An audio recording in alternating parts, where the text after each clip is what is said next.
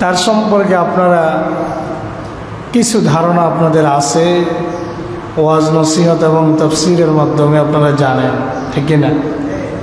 তো সূরা মারিয়ামটা কোরআনে মাজিদের 19 নম্বর সূরা। কত নম্বর? 19 নম্বর সূরা, সূরাতুল মারিয়াম। এই সূরাটি হচ্ছে মাক্কি সূরা। এই সূরার আয়াত সংখ্যা 98টি। আয়াত সংখ্যা কত? আয়াত সংখ্যা হচ্ছে 98টি এবং এই সূরাতে রুকু সংখ্যা হচ্ছে 6টি। সূরাটি মাক্কি সূরা। মাক্কি এবং মাদানির সংজ্ঞা তো নিশ্চয় আপনারা জানেন, জানেন তো? যেই সূরাগুলো আল্লাহর নবীর হিজরতের আগে নাজিল হয়েছে, হিজরতের আগে। এবার মক্কায় হোক, তায়েফে হোক, যেখানেই হোক, যে সূরাগুলো হিজরতের আগে নাজিল হয়েছে সেগুলো হচ্ছে মাক্কি সূরা। কি সূরা? হিজরতের পরে যে সূরাগুলো নাজিল হয়েছে সেগুলোকে বলা হয় মাদানী সূরা। কোরআনে মাজিদে সূরার সংখ্যা 114। কয়টি? 114টি সূরার মধ্যে মাক্কি সূরা 86টি, মাদানী সূরা 28টি। অনেক মতান্তর আছে, কেউ বলেছেন মাদানী সূরা 25টি, মাক্কি সূরা 89টি। কিন্তু প্রসিদ্ধ মত হলো মাক্কি সূরা 86, মাদানী সূরার সংখ্যা 28। এটা হচ্ছে প্রসিদ্ধ মত। তাহলে আমরা প্রথমে জানলাম মাক্কি কাকে বলে, মাদানী কাকে বলে। মাদানী সূরা হচ্ছে যেগুলো হিজরতের পরে নাজিল হয়েছে। রাসূলের হিজরতের পরে নাজিল হওয়ার পরেও যদি মক্কাতেও নাজিল হয়, হিজরতের পরে যদি কোথায় নাজিল হয়? মক্কাতেও নাজিল হয়, তাহলে সেটা মাদানী। বুঝা গেছে তো কথা? তো মারিয়াম আলাইহিস সালামকে নিয়ে আল্লাহ পাক একটা সূরা দিলেন। এই সূরাতে ধারাবাহিক তাফসিরে যাওয়ার আগে হযরতে মারিয়াম সম্পর্কে আমরা একটু জানব। আল্লাহর নবী সাল্লাল্লাহু আলাইহি ওয়াসাল্লাম হাদিসের মধ্যে ইরশাদ করেন যে 4 জন নারী পৃথিবীতে মর্যাদাবান। কয়জন?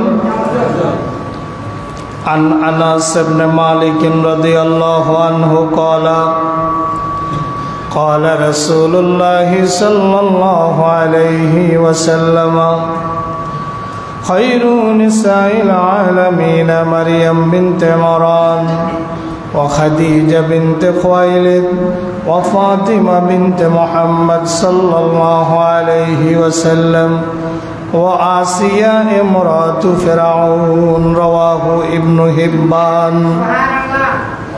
হাদিসের মান সহিহ। রাসূল বলেন পৃথিবীতে যত নারী আছে এদের মধ্যে শ্রেষ্ঠ হচ্ছে 4 জন।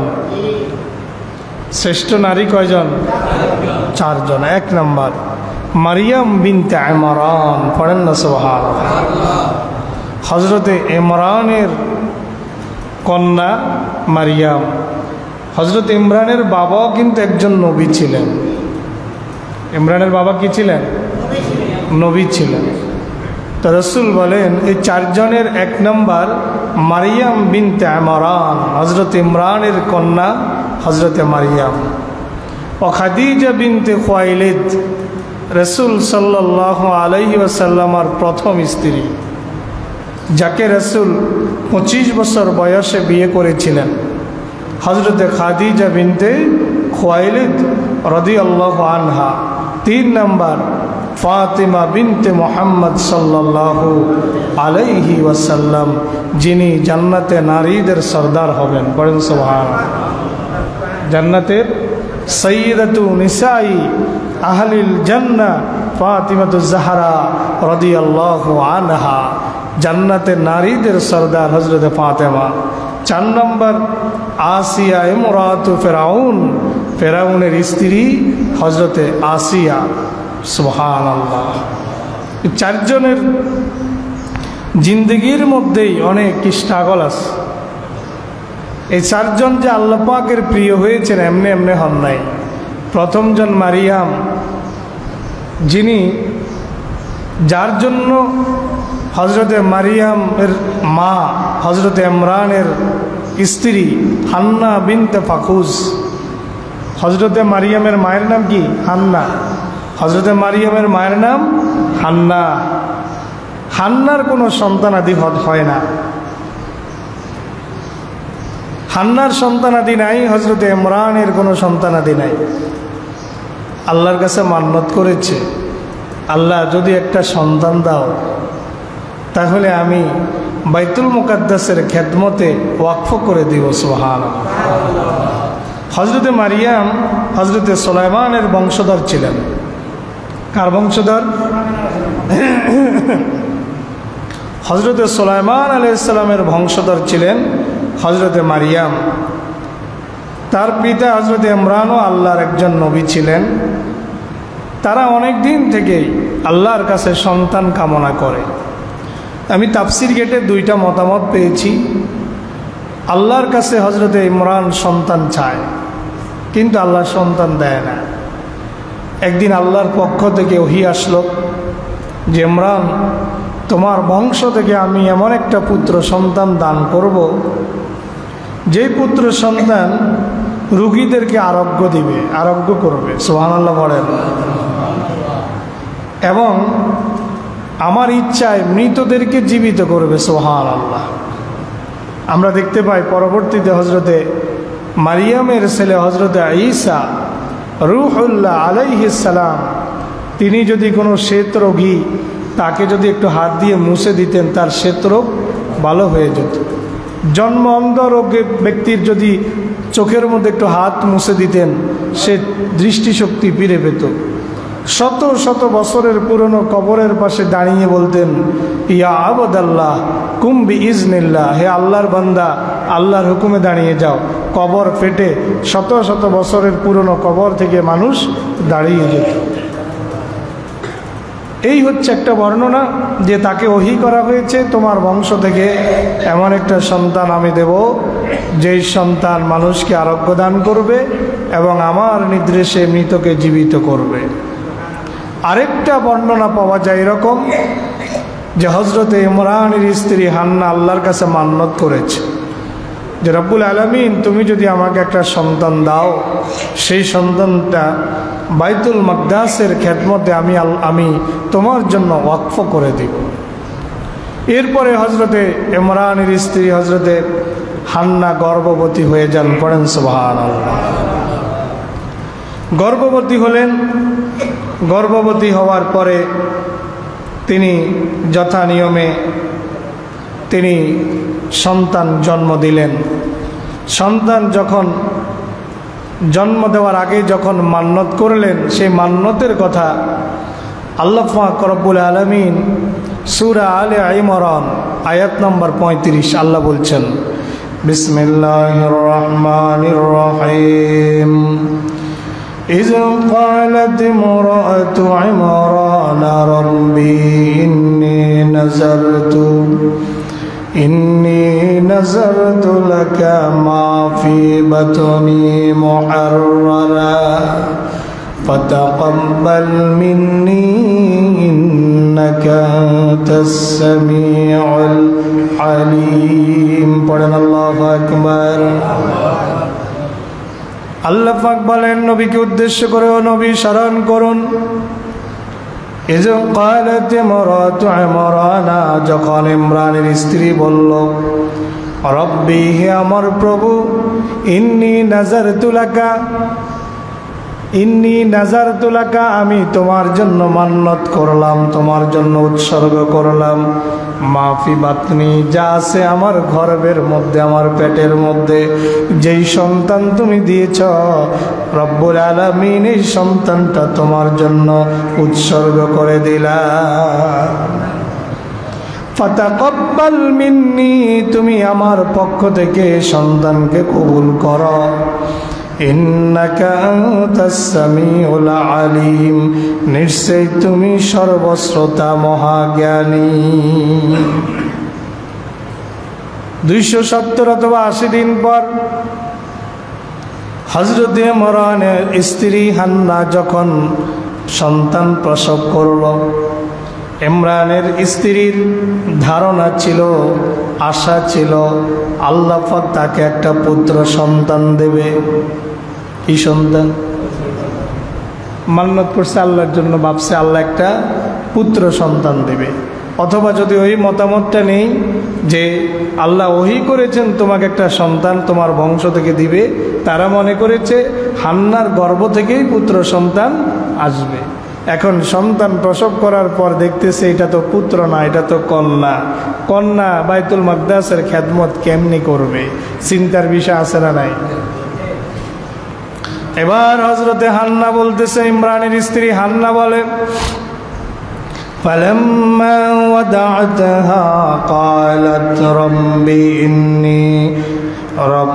إني وضعتها أنثى والله أعلم بما وضعت وليس الذكر كالأنثى وإني سميتها مريم وإني أعيذها بك وذريتها من الشيطان الرجيم। এবার হান্না বলে, ফালাম্মা ওয়াদাআতাহা, যখন সে সন্তান প্রসব করলো, ক্বালাত, হযরতে হান্না বলে, রব্বি ইন্নী ওয়াদাতুহা উনসা, রব্বুল আলামিন আমি তো একটা কন্যা প্রসব করেছি। ইন্নী ওয়াদাতুহা উনসা, ভাবছে কি হবে? পুত্র সন্তান। এখন পাইল কি সন্তান? কন্যা সন্তান। বলতেছে রব্বি ইন্নী ওয়াদাতুহা উনসা, আল্লাহ আমি তো মান্নত করেছি বাইতুল মাকদাসের খেদমতের জন্য দিব, তুমি নিশ্চয় আমাকে পুত্র সন্তান দিবে, কিন্তু এইটা তো কন্যা সন্তান। আল্লাহ পাক জানে তো পুত্র হইছে না কন্যা হইছে, জানে তো। আল্লাহ বলেন, আল্লাহু আ'লামু বিমা ওয়াদাআত, হে ইমরানের স্ত্রী আমি আল্লাহ ভালো করে জানি তুমি কি প্রসব করেছ। ওয়ালাইসা যাকারু কাল উনসা, এই কন্যা সাধারণ কোনো পুত্র সন্তানের মতো নয়, বরং বহু পুত্র সন্তানের চাইতে তোমার এই কন্যা হবে শ্রেষ্ঠ। পড়েন সুবহানাল্লাহ। ওয়ালাইসা যাকারু কাল উনসা, এই কন্যার মতো কোনো পুরুষও হবে না। ওয়ালাইসা যাকারু কাল উনসা, তোমার এই কন্যার মতো কোনো পুরুষ নাই। সুবহানাল্লাহ। ওয়াইন্নী সাম্মাইতুহা মারিয়ামা, নাম রাখছে কে? আল্লাহ বলে, ওয়াইন্নী সাম্মাইতুহা মারিয়ামা, তোমার এই কন্যার নাম আমি আল্লাহ রেখে দিয়েছি মারিয়াম। সুবহানাল্লাহ। ওয়াইন্নী উঈযুহা বিকা ওয়া যুররিয়াতাহা মিনাশ শাইতানির রাজীম। তুমি তো ভাবছো বাইতুল মাকদাসের খেদমতে কেমনে দিবা, কন্যা সন্তান বাইতুল মাকদাসের কেমনে খেদমত করবে, চিন্তার কোনো কারণ নাই। ইন্নী উঈযুহা বিকা, এটাকে রক্ষা করার দায়িত্ব, হেফাজত করার দায়িত্ব আমি আল্লাহ নিয়ে আনিলাম। পড়েন সুবহানাল্লাহ। ওয়াইন্নী উঈযু শব্দের অর্থ হলো আশ্রয় দেওয়া। ওয়াইন্নী উঈযুহা বিকা, একে আশ্রয় দেওয়ার দায়িত্ব। অযুররিয়াতাহা, এর গর্ভ থেকে এর পরবর্তী জেনারেশন থেকে যারা আসবে তাদেরকেও আশ্রয় দেওয়ার দায়িত্ব আমি আল্লাহর। মিনাশ শাইতানির রাজিম, বিতাড়িত মরদুদ শয়তান থেকে হেফাজত করার দায়িত্ব আমি আল্লাহ নিজেই নিয়ে নিলাম। সুবহানাল্লাহ। তার মানে টেনশনের কিছু নাই, এটাকেই তুমি বাইতুল মাকদাসে দিয়া দাও। আল্লাহ পাক রব্বুল আলামিন নবীকে লক্ষ্য করে বলতেছেন, যালিকা মিন আম্বাইল গায়বি নূহিহি ইলাইকা ওয়া মা কুনতা লাদাইহিম ইয ইউলকুনা আকলামাহুম আইয়ুহুম ইয়াকফুলু মারইয়ামা ওয়া মা কুনতা লাদাইহিম ইয ইয়াখতাসিমুন।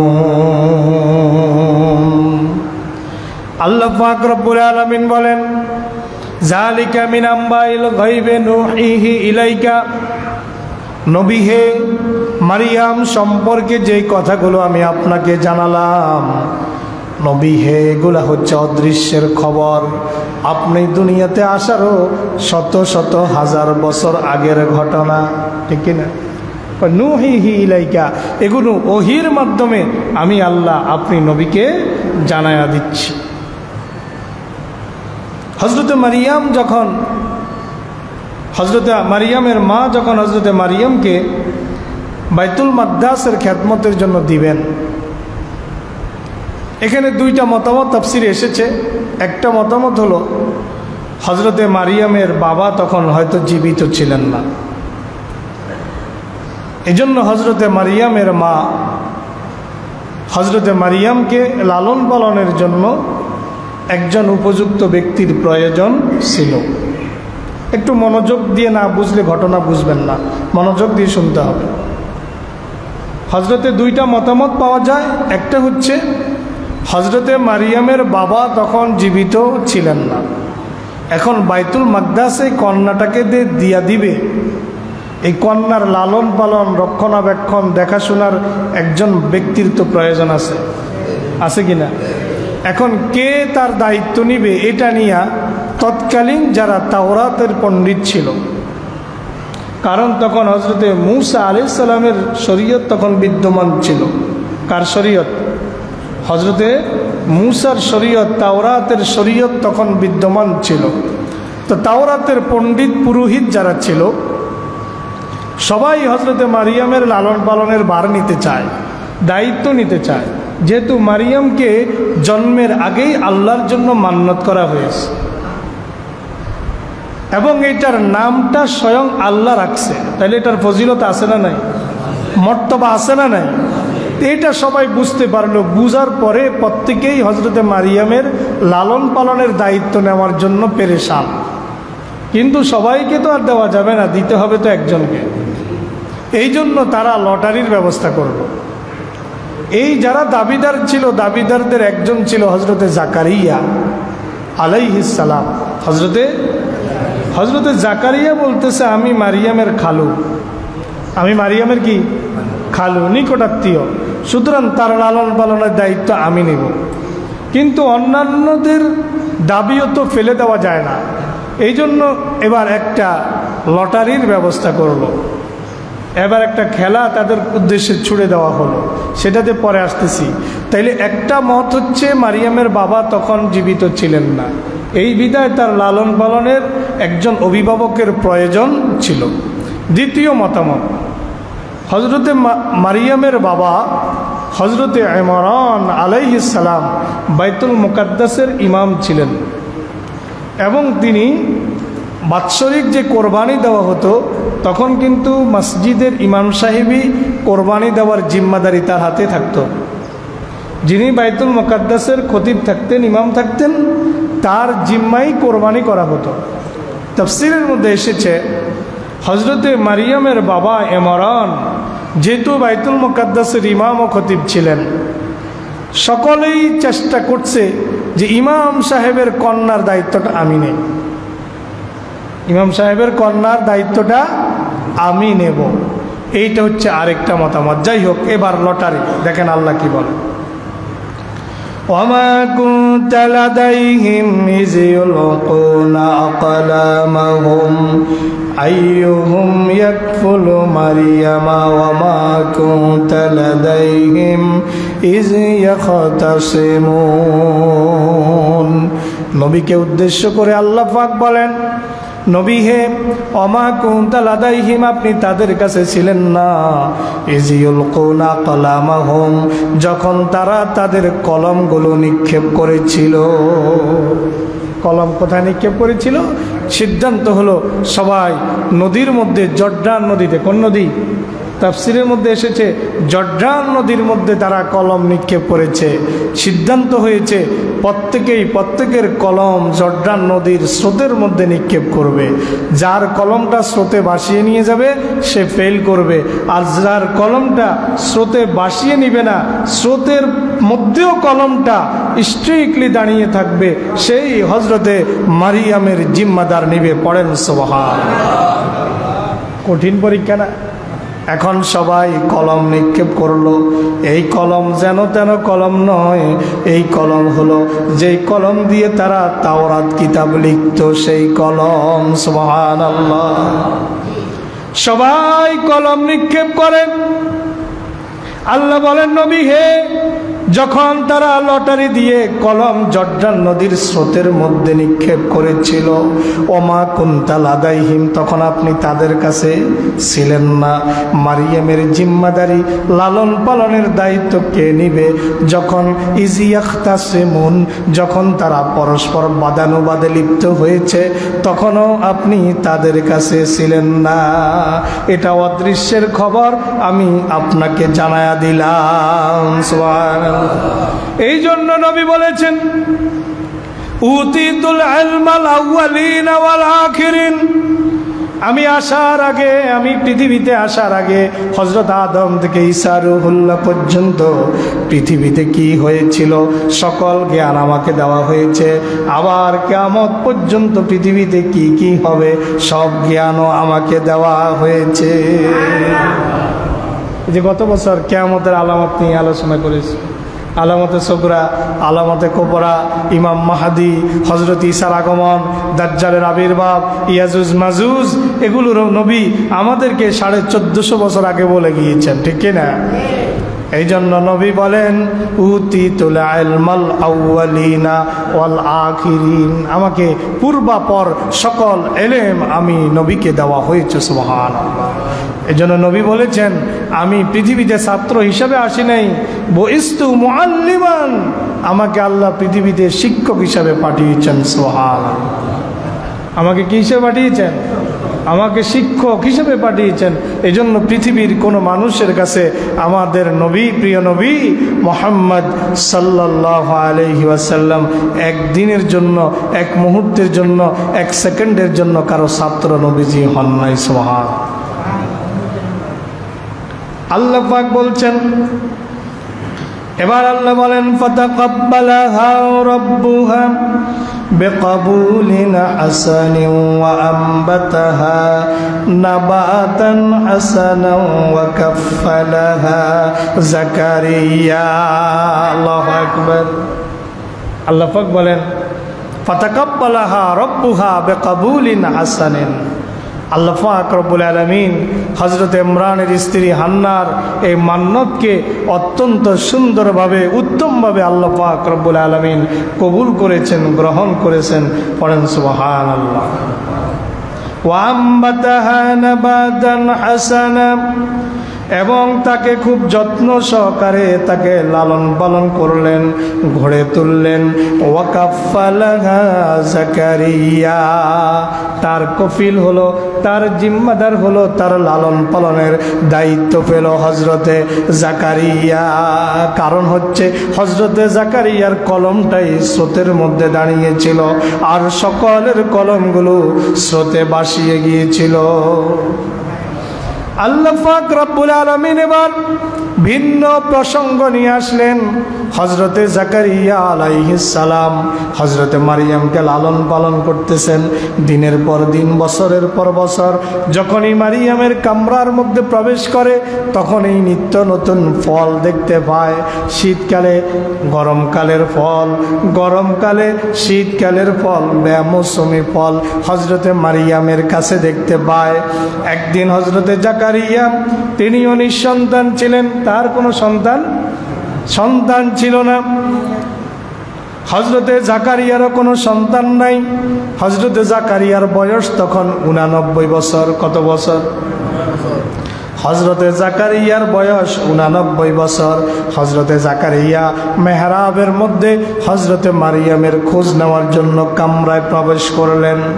আল্লাহ সেই কথা সূরা আলে ইমরান 37 নম্বর আয়াতে বলেন কুল্লামা দাখালা আলাইহা যাকারিয়াল মিহরাবা ওয়াজাদা ইনদাহা রিজকা। কুল্লামা যখনই দেখালা আলাইহা জাকারিয়া, জাকারিয়া যখনই মারিয়ামের কাছে যায়, ওয়াজাদা ইনদাহা রিজকা, তখনই দেখতে পায় মারিয়ামের সামনে হরেক রকম রিজিক, হরেক রকম খাবার, হরেক রকম ফলমূল মারিয়ামের সামনে প্রেজেন্ট করা আছে, পেশ করা আছে। এবার হযরতে জাকারিয়া জিজ্ঞেস করে মারিয়ামকে, ক্বালা ইয়া মারিয়ামু আন্না লাকি হাযা, ক্বালাত হুয়া মিন ইনদিল্লাহ। আল্লাহু আকবার। হযরতে মারিয়াম তাকে তার খালু জাকারিয়া আলাইহিস সালাম জিজ্ঞেস করে, ইয়া মারিয়ামু আন্না লাকি হাযা, দরজা বন্ধ, দরজার চাবি আমি জাকারিয়ার হাতে। তোমার কামরার চাবি কার কাছে? জাকারিয়ার কাছে। কেউ যে সেখানে প্রবেশ করে হযরতে জাকারিয়ার অগোচরে ফলমূল দিয়ে আসবে কোনো সুযোগ নেই, কারণ চাবি কার কাছে? হযরতে জাকারিয়ার কাছে। হযরতে জাকারিয়া এবার মারিয়ামকে জিজ্ঞেস করে, ইয়া মারিয়ামু আন্না লাকি হাযা, হে মারিয়াম তুমি এই ফলমূল কোথায় পেয়েছ? বেমৌসুমি ফল যখনই প্রবেশ করি তখনই তোমার কাছে রিজিক দেখতে পাই, ফলমূল দেখতে পাই, খানা পিনা দেখতে পাই। ইয়া মারিয়ামু আন্না লাকি হাযা, এটা কোথা থেকে তোমার কাছে এসেছে? হযরতে মারিয়াম জবাব দেয়, ক্বালাত হুয়া মিন ইনদিল্লাহ, এটা আল্লাহর পক্ষ থেকে এসেছে। পড়েন না সুবহানাল্লাহ। তাহলে দরজা যদি বন্ধ থাকে, কামরা যদি বন্ধ থাকে, জানালা যদি বন্ধ থাকে, আপনি যদি বাহির হইতে নাও পারেন, ওই অবস্থাও যিনি আপনাকে খাওয়াইতে পারেন তিনি কে? তিনি হচ্ছেন আল্লাহ। আল্লাহর নবী সাল্লাল্লাহু আলাইহি ওয়াসাল্লাম তিনি বলেন, সকালবেলায় পাখিরা তার নির থেকে, তার বাসা থেকে খালি পেটে বেরিয়ে যায়, সন্ধ্যায় তার পেট ভর্তি করে বাসায় ফিরে আসে। তার কোনো খেতিবাড়ি নাই, তার কোনো ক্ষেত খামার নাই। এরপরও সন্ধ্যায় যখন সে ফিরে আসে, সে তার পেটকে ভরপুর করে ফিরে আসে। আল্লাহর নবী বলেন, আমার উম্মতেরা যদি ওই পাখি যেভাবে আল্লাহর উপরে তাওয়াক্কুল করে সকালে খালি পেটে বেরিয়ে যায়, আমার উম্মতেরা যদি এইভাবে আল্লাহর উপরে তাওয়াক্কুল করত, আল্লাহ তাদেরকে এইভাবে খাওয়াইতো। পড়েন সুবহানাল্লাহ। এই জন্য আল্লাহ কোরআনে বলেছেন যে বান্দা যদি আল্লাহর উপরে তাওয়াক্কুল করে, হাক্কা তাওয়াক্কুলিহি, তাওয়াক্কুল করার মতো যদি করে, তাইলে ওয়ারযুকুহু মিন হাইসু লা ইয়াহতাসিব, আল্লাহ এমন জায়গা থেকে তার রিজিকের ব্যবস্থা করবেন যেটা বান্দা কল্পনাও করতে পারে না। আমি আপনাদের কাছে জানতে চাই, আমাদের রিজিকের মালিক কে? আমাদের রিজিকের মালিক আল্লাহ। আপনার চাকরি আপনার রিজিক দেয় না, আপনার ইমামতি আপনার রিজিক দেয় না, আপনার খতিবগিরি আপনার রিজিক দেয় না, আপনার ব্যবসা বাণিজ্য আপনার রিজিক দেয় না। রিজিকের মালিক আল্লাহ। এটা হচ্ছে জাস্ট একটা ওসিলা মাত্র, এটা হচ্ছে জাস্ট কি ওসিলা মাত্র। আল্লাহ চাইলে ওসিলা ছাড়াও খাওয়াইতে পারে, যেভাবে বনি ইসরাইলে হযরতে মূসার উম্মতকে মান্না এবং সালোয়া খাওয়াইছে, ঠিক কিনা? মান্না এবং সালোয়া এই ঘটনা জানি তো আমরা। আল্লাহ যেভাবে বনি ইসরাইলকে মান্না সালোয়া দিয়েছে, আল্লাহ যেভাবে হযরতে মারিয়ামকে বদ্ধ ঘরের মধ্যে, কামরার মধ্যে রিজিকের ব্যবস্থা করেছে, আল্লাহ চাইলে এই উম্মতের জন্য সেই ব্যবস্থা করতে পারেন। সেই সক্ষমতা আমার আল্লাহর আছে না নাই? আমার আল্লাহর আছে। তাহলে বলছি, রিজিকের মালিক আল্লাহ। ব্যবসা করব, তাওয়াক্কুল করব আল্লাহর উপরে, ব্যবসার উপরে না। চাকরি করব, তাওয়াক্কুল করব আল্লাহর উপরে, চাকরির উপরে তাওয়াক্কুল না। আমি কৃষি কাজ করব, ধানের চারা লাগাবো, টমেটোর চারা লাগাবো, মরিচের চারা লাগাবো, আমি তাওয়াক্কুল করব কার উপরে? আল্লাহর উপরে। কারণ রিজিক কে দেন? আল্লাহ দেন। আপনার ফসল একদম কাটার আগ মুহূর্তেও তো আল্লাহ পাক ইচ্ছা করলে তুফান দিয়ে, প্রচণ্ড বাতাস দিয়ে আপনার ফসলকে নষ্ট করে দিতে পারেন। সেই সক্ষমতা আল্লাহ পাকের আছে না নাই? এই জন্য রিজিকের মালিক আল্লাহ। আল্লাহ পাক কোরআনে বলেছেন, ইন্নাল্লাহা ইয়ারযুকু মান ইয়াশাউ বিগাইরি হিসাব। আল্লাহু খায়রুর রাযিকিন, আল্লাহ হচ্ছেন সবচেয়ে উত্তম রিজিক দাতা। আল্লাহ যাকে চান বেহিসাবে রিজিক দান করেন। আল্লাহ অন্য আয়াতে বলেছেন ওমা মিন দাব্বাতিন ফিল আরদি ইল্লা আলাল্লাহি রিজকুহা, জল এবং স্থলে যত বিচরণশীল প্রাণী আছে সকলের রিজিকের ব্যবস্থা কে করেন? আল্লাহ করেন। সাগরের মধ্যে বিশাল তিমি, এক একবারে টনে টনে খাবার তারা খায়। ওই তিমির বিশাল তিমিদের খাবারের ব্যবস্থা যিনি করেন তিনিও আল্লাহ। বিশাল হাতি বড় বড় কলা গাছ গিলে ফেলে, হাতির কিন্তু কোনো কলা বাগান নাই, আছে নাকি? হাতির কোনো কলা বাগান নাই, তাদেরও খাবারের ব্যবস্থা যিনি করেন তিনি আল্লাহ। আমরা গৃহপালিত গরু ছাগল আর কয়টাই পালি। আপনি যদি ডিসকভারি অ্যানিম্যাল প্ল্যানেট চ্যানেলগুলো দেখেন, আপনি দেখবেন হাজারে হাজারে হরিণ একসাথে দৌড়াচ্ছে, হাজারে হাজারে বন গরু একসাথে দৌড়াচ্ছে, শত শত জিরাফ একসাথে দৌড়াচ্ছে। এরা খায় কি খায় না? এরা খায় কি খায় না? ওমা মিন দাব্বাতিন ফিল আরদি ইল্লা আলাল্লাহি রিজকুহা, এদের সকলের রিজিকের জিম্মাদারি হচ্ছে আল্লাহ পাক রব্বুল আলামিনের হাতে। হযরতে জাকারিয়া প্রশ্ন করেন, ইয়া মারইয়াম আন্না লাকি হাযা, মারিয়াম এই ফল তুমি কোথায় পেলে? রিজিক কোথায় পেলে? ক্বালাত হুয়া মিন ইনদিল্লাহ, এটা আল্লাহর পক্ষ থেকে এসেছে।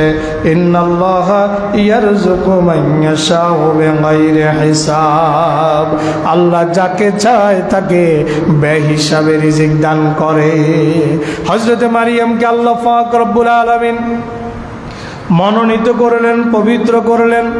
আল্লাহ পাক বলছেন সূরা আলে ইমরান 42 নম্বর আয়াত, ওয়াইযা ক্বালাতিল মালাইকাতু ইয়া মারইয়াম ইন্নাল্লাহা আসতাফাকি ওয়া তাহহারাকি ওয়াসতাফাকি আলা নিসাইল আলামিন।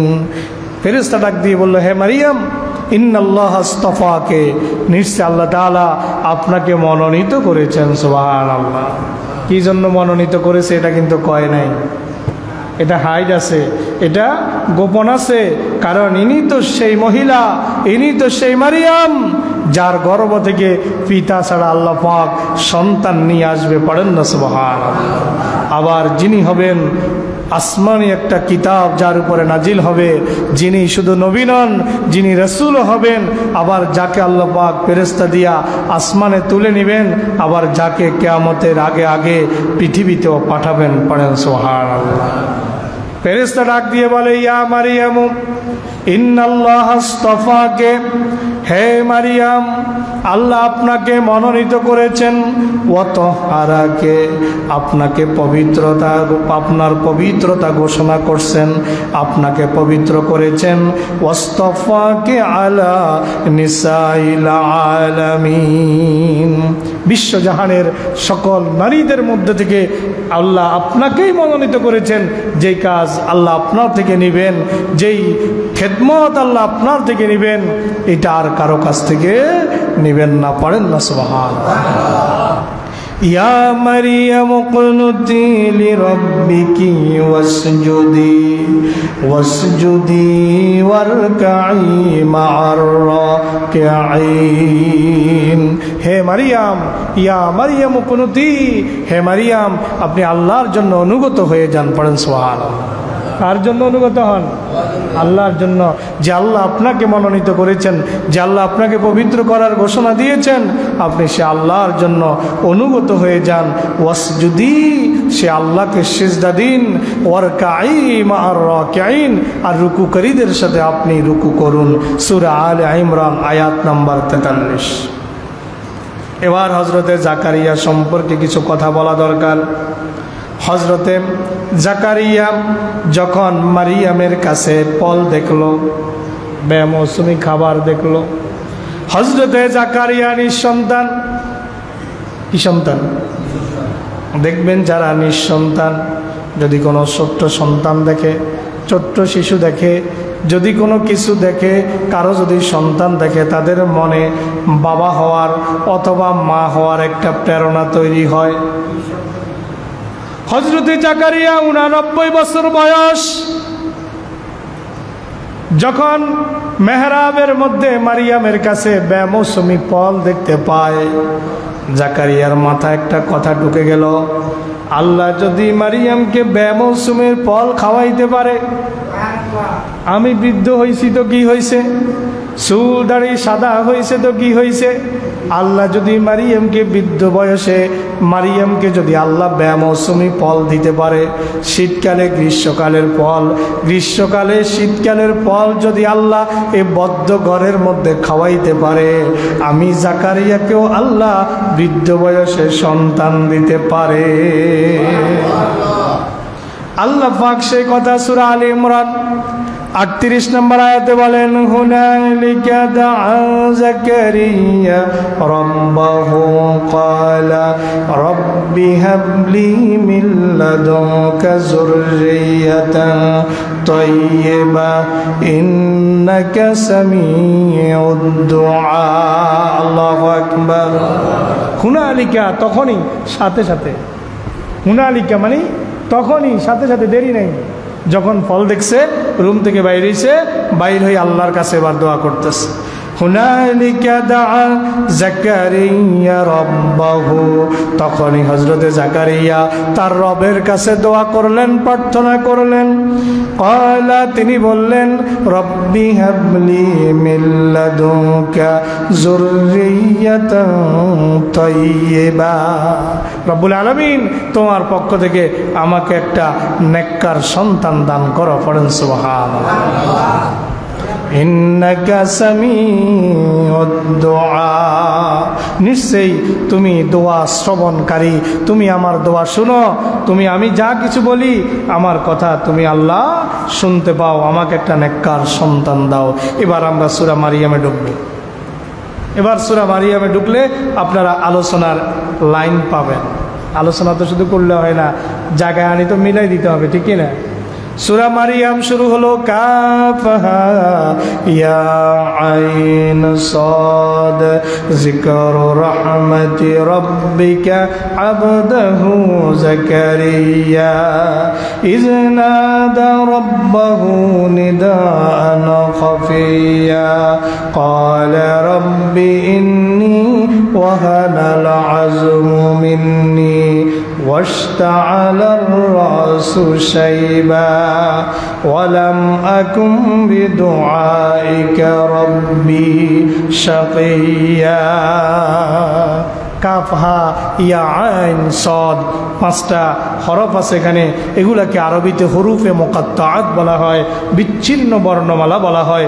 কোরআন মাজিদের 29টি সূরার শুরুতে এইরকম বর্ণমালা আছে, আলিফ লাম মিম, আলিফ লাম র, তহা, সদ, নুন।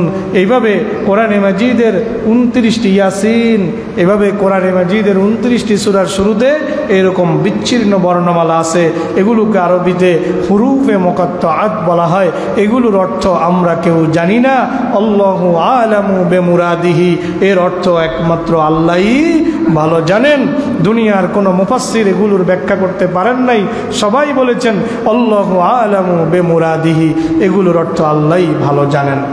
2 নম্বর আয়াত, আল্লাহ বলেন, যিকরু রাহমাতি রাব্বিকা আবদাহু জাকারিয়া, এটি তোমার রবের অনুগ্রহের বিবরণ। জিকরু রহমতি রব্বিকা, নবীকে উদ্দেশ্য করে আল্লাহ বলেন, নবী হে, এই যে জাকারিয়ার কথা আপনাকে বলবো, এটা হচ্ছে আপনার রবের অনুগ্রহের বিবরণ। পড়েন সুবহানাল্লাহ। আপনার রবের দয়ার বিবরণ, রহমতের বিবরণ। জিকরু রহমতি রব্বিকা আবদাহু জাকারিয়া, তিনি তার বান্দা জাকারিয়ার প্রতি দয়া করেছিলেন, এটা হচ্ছে জাকারিয়ার প্রতি দয়ার বিবরণ।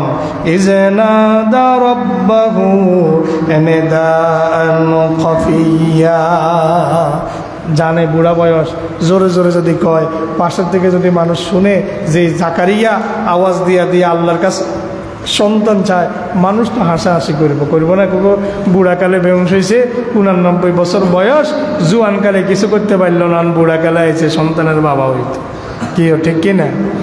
জোয়ানকালে কিছু করতে পারে না, এখন বুড়াকালে আইছে সন্তানের বাপ হইতো। এই জন্য আল্লাহ কয়, জাকারিয়া জোরে জোরে কয় নাই, খুব গোপনে গোপনে আমার কাছে চাইছে। পড়েন সুবহানাল্লাহ।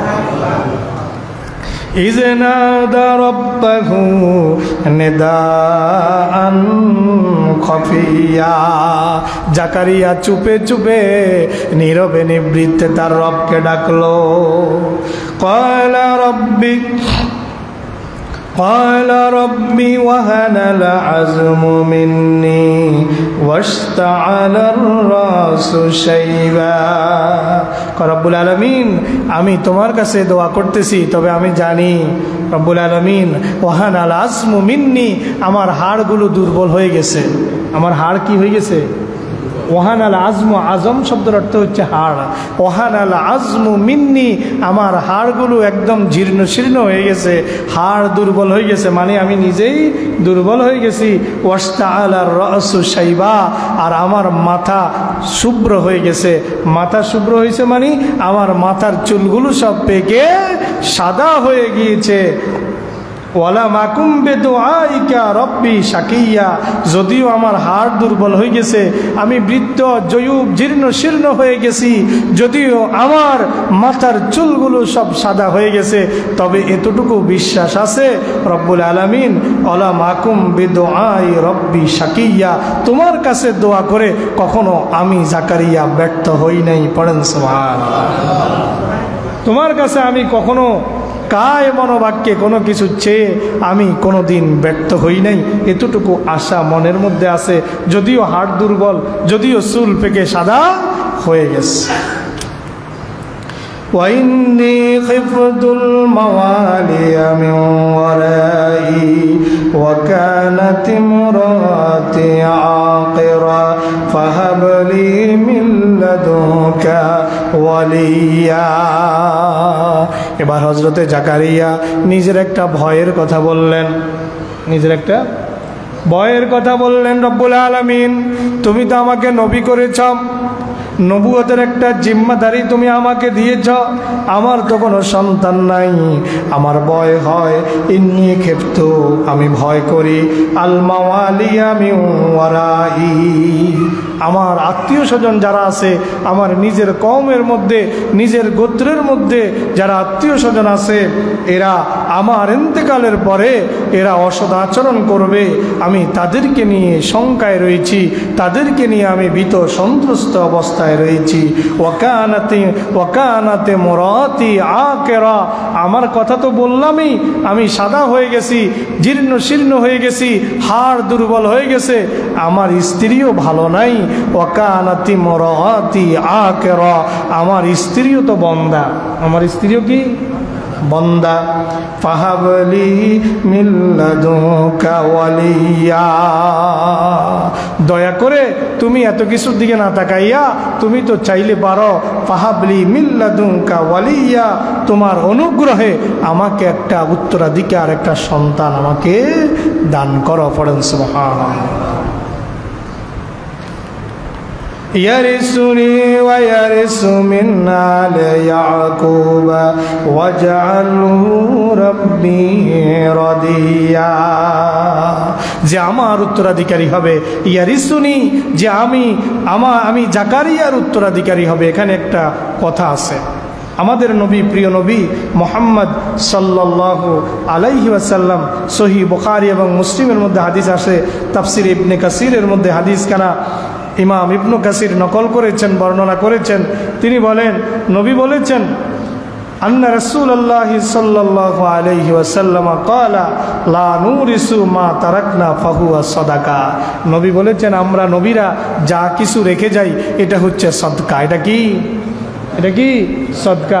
নবীরা যদি কোনো সম্পত্তিও রেখে যায়, নবীরা কোনো সম্পত্তি রেখে যান না, এরপরেও যদি সামান্যতম কিছু রেখে যান, সেটা নবীদের সদকা, মানে নবীর পরিবার এটার মালিক না, এটার মালিক হচ্ছে নবীর উম্মত, এটার মালিক হচ্ছে সাধারণ জনগণ, এটার মালিক নবীর কিনা উম্মতেরা না। কোনো নবী কি রেখে যান নাই? কোনো সম্পত্তির ভাগ কাউকে দিয়া যান নাই। আরেকখানা হাদিস, এটা সহিহ হাদিস, নাহনু মাআশারাল আম্বিয়া, নবীজি বলেন নাহনু মাআশারাল আম্বিয়া, আমরা নবীরা লা নুরিসু, আমাদের কোনো উত্তরাধিকার নাই। আমরা কাউকে আমাদের কোনো সম্পত্তির উত্তরাধিকার বানায়া যাই না। লা নুরিসু মা তারাকনা ফাহুয়া সাদাকা, আমরা যদি কিছু রেখে যাই, কোনো সম্পদ দুনিয়াতে রেখে যাই, সেটা হচ্ছে সাদাকা, সেটা সকলের জন্য উন্মুক্ত, সকল উম্মতের জন্য সেটা উন্মুক্ত, সেটার মালিক আমাদের উম্মতেরা, আমরা নবীরা কোনো কিছুর মালিক না। কিন্তু জাকারিয়া আলাইহিস সালাম এখানে বললেন ইয়ারিসুনি ওয়া ইয়ারিসু মিন আলি ইয়াকুবা, যে আমার উত্তরাধিকার হবে এবং হজরতে ইয়াকুবের উত্তরাধিকার হবে।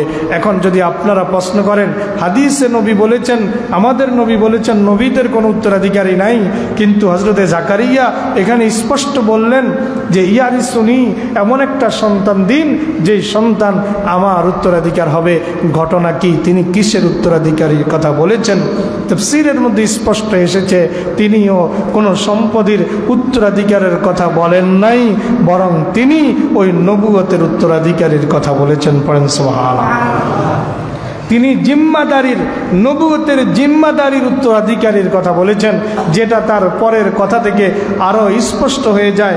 তিনি বলেছেন নুরিসু ইয়ারিসুনি ওয়া ইয়ারিসু মিন আলি ইয়াকুবা, যে আমার উত্তরাধিকার হবে এবং হজরতে ইয়াকুবের উত্তরাধিকার হবে। কারণ বনি ইসরাইল হজরত ইয়াকুবের বংশধর। কার বংশধর? হজরতে ইয়াকুব আলাইহিস সালামের বংশধর হচ্ছে বনি ইসরাইল। তিনি এই কথা স্পষ্ট করে দিয়েছেন ওয়ারিসু মিন আলে ইয়াকুবা, তিনি হযরত ইয়াকুবের উত্তরাধিকার হবেন। ওয়াজআলহু রাব্বি রাদিয়া, আর আপনি তাকে এমন বানান যাকে আপনি পছন্দ করেন, আপনার পছন্দনীয় মানুষে তাকে পরিণত করুন। নবীদের এই দোয়া থেকে আমাদের শিকার আছে না নাই? কথা বলেন, আছে না নাই? আমরা দোয়া করে আল্লাহ আমার সন্তানকে এটা বানাই দাও, ওটা বানাই দাও বলি, কিন্তু কয়দিন বলছি আল্লাহ আমার সন্তানকে তোমার পছন্দনীয় মানুষ বানায় দাও? সুবহানাল্লাহ। কয়দিন বলছি আমার সন্তানকে তোমার পছন্দের মানুষ বানায় দাও। হজরতে জাকারিয়া সন্তান এখনো দুনিয়াতে আসে নাই, স্ত্রী এখনো গর্ভবতীও হয় নাই, এখনই দোয়া করতেছে ওয়াজআলহু রাব্বি রাদিয়া, তুমি যাকে দিবা তাকে তোমার পছন্দনীয় বানায়া দিও। সুবহানাল্লাহ। এবার আসুন আল্লাহ পাক রব্বুল আলামিনের ফেরেশতা এবার ডাক দিয়ে বলেন, আল্লাহ ফেরেশতা পাঠায়া দিছেন। হজরতে জাকারিয়ার দোয়া শেষ, এবার আল্লাহ ফেরেশতা পাঠায়া দিলেন। ফেরেশতা আসলো, ফানাদাতুহুল মালাইকাতু। এই ফাঁকে আরেকটা সূরাতে একটু আলোচনা করা লাগবে। আমরা একটু সূরা শুআরাতে যাব, একটু কথাই পাকে বলতে হয়। জাকারিয়ার কাছে ফেরেশতা আসলো, এই কথা বলার আগে একটু কথা আপনাদেরকে বলে নিতে হয়, সেটা হলো সন্তান দেওয়ার মালিককে আল্লাহ। হজরতে জাকারিয়া তিনি তো ভালো করে জানেন জুয়ানকালে আমার সন্তান হইল না। তিনি নিজেই বললেন আমি বৃদ্ধ হয়ে গেছি, আমার স্ত্রীও বন্দা। এরপর আল্লাহর কাছে সন্তান চাইলেন, কার কাছে? আল্লাহ পাক রব্বুল আলামিন বলেন ইয়াহাবু লিমান ইয়াশাউ ইনাসান ওয়া ইয়াহাবু লিমান ইয়াশাউ যুকুরা আও ইউযাওয়িজুহুম যুকরানাও ওয়া ইনাসা ওয়া ইয়াজআলু মান ইয়াশাউ আকিমা ইন্নাহু আলিমুন কাদির। ইয়াহাবু মাইয়াশা ইয়াহাবু লিমাইয়াশা ইনাসা। আল্লাহ বলেন সূরা আল আম্বিয়া, সূরা আশ-শুরা, সূরা আশ-শুরা 49 নম্বর আয়াত। আল্লাহ বলেন আমি যাকে চাই তাকে কন্যা দান করি। ওয়ায়াহাবু লিমাইয়াশা যুকুর, আর যাকে চাই তাকে আমি পুত্র সন্তান দান করি। আও ইউযাওয়িজুহুম যুকরানা ওয়া ইনাসা, আমি যাকে চাই তাকে ছেলেও দেই, তাকে মেয়েও দেই, তাকে পুত্র সন্তানও দেই, তাকে কন্যা সন্তানও দেই। ওয়ায়াজআলু মাইয়াশাউ আকিমা, আমি যাকে চাই তাকে আমি বন্দা রাখি। ইন্নাহু আলিমুন কাদির, নিশ্চয় তিনি মহাজ্ঞানী এবং সব বিষয়ে তিনি শক্তিমান। পড়েন সুবহানাল্লাহ। আর আমরা এখন সন্তানের জন্য শাহজালালের মাজারে মান্নত করি, মাজারে যায়া বায়েজিদ বোস্তামির মাজারে যায়া সন্তানের জন্য সুতা বাঁধে, পাথর বাঁধে। নাউজুবিল্লাহ পড়েন। সন্তান দেওয়ার মালিককে? ইয়া খাজা কুস্তু আজা পেট তু ভর যা, ইয়া খাজা তু মে এক লড়কা দে। খাজা তুই আমার একটা ছেলে দে। ছেলে দেওয়ার মালিককে? মেয়ে দেওয়ার মালিককে? বহু ফ্যামিলি আছে, বহু পুরুষ আছে এই সমাজের মধ্যে, যদি স্ত্রীর বারবার যদি কন্যা সন্তান হয়, পুত্র সন্তান না হয়, স্ত্রীকে গালিগালাজ করে, তার 14 গোষ্ঠীরে গালিগালাজ করে। স্ত্রীর কোনো ক্ষমতা আছে কন্যা বা ছেলে, ছেলে বা মেয়ে জন্মদান করার কোনো ক্ষমতা কি স্ত্রীর আছে? কথা বলেন আছে? কন্যা যিনি দেন তিনি কে? ছেলে যিনি দেন তিনি কে? তিনি হচ্ছেন আল্লাহ। সুতরাং স্ত্রীকে এটার জন্য গালমন্দ করার কোনো সুযোগ নাই। আছে নাকি? বর্তমান চিকিৎসা বিজ্ঞানের আলোকে আমরা যদি কাউকে দায়ী করতে হয়, দায়ী তো কাউকে করা যায় না শরীয়তের দৃষ্টিতে। চিকিৎসা বিজ্ঞানের দৃষ্টিতে যদি কাউকে দায়ী করতে হয়, তাহলে পুরুষকে দায়ী করতে হবে। কাকে দায়ী করতে হবে? পুরুষকে দায়ী করতে হবে। কারণ মহিলাদের যে ক্রোমোজোম আছে সবগুলো হচ্ছে XX, আর পুরুষের ক্রোমোজোম হচ্ছে X এবং Y।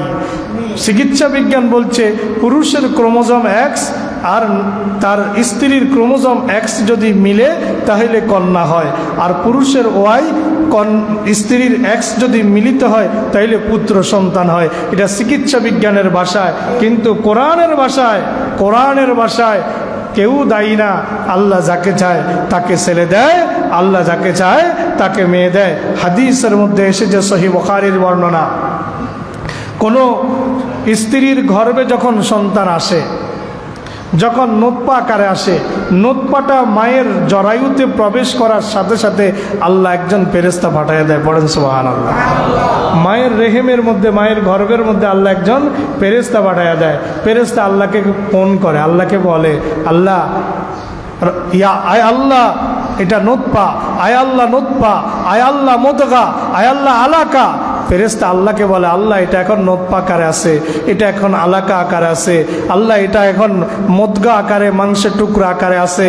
এরপরে স্ট্রাকচার তৈরি করার পরে গোশত দিয়ে লেপন করে দেয়। আমি গত বছর এই আলোচনা করেছিলাম এখানে।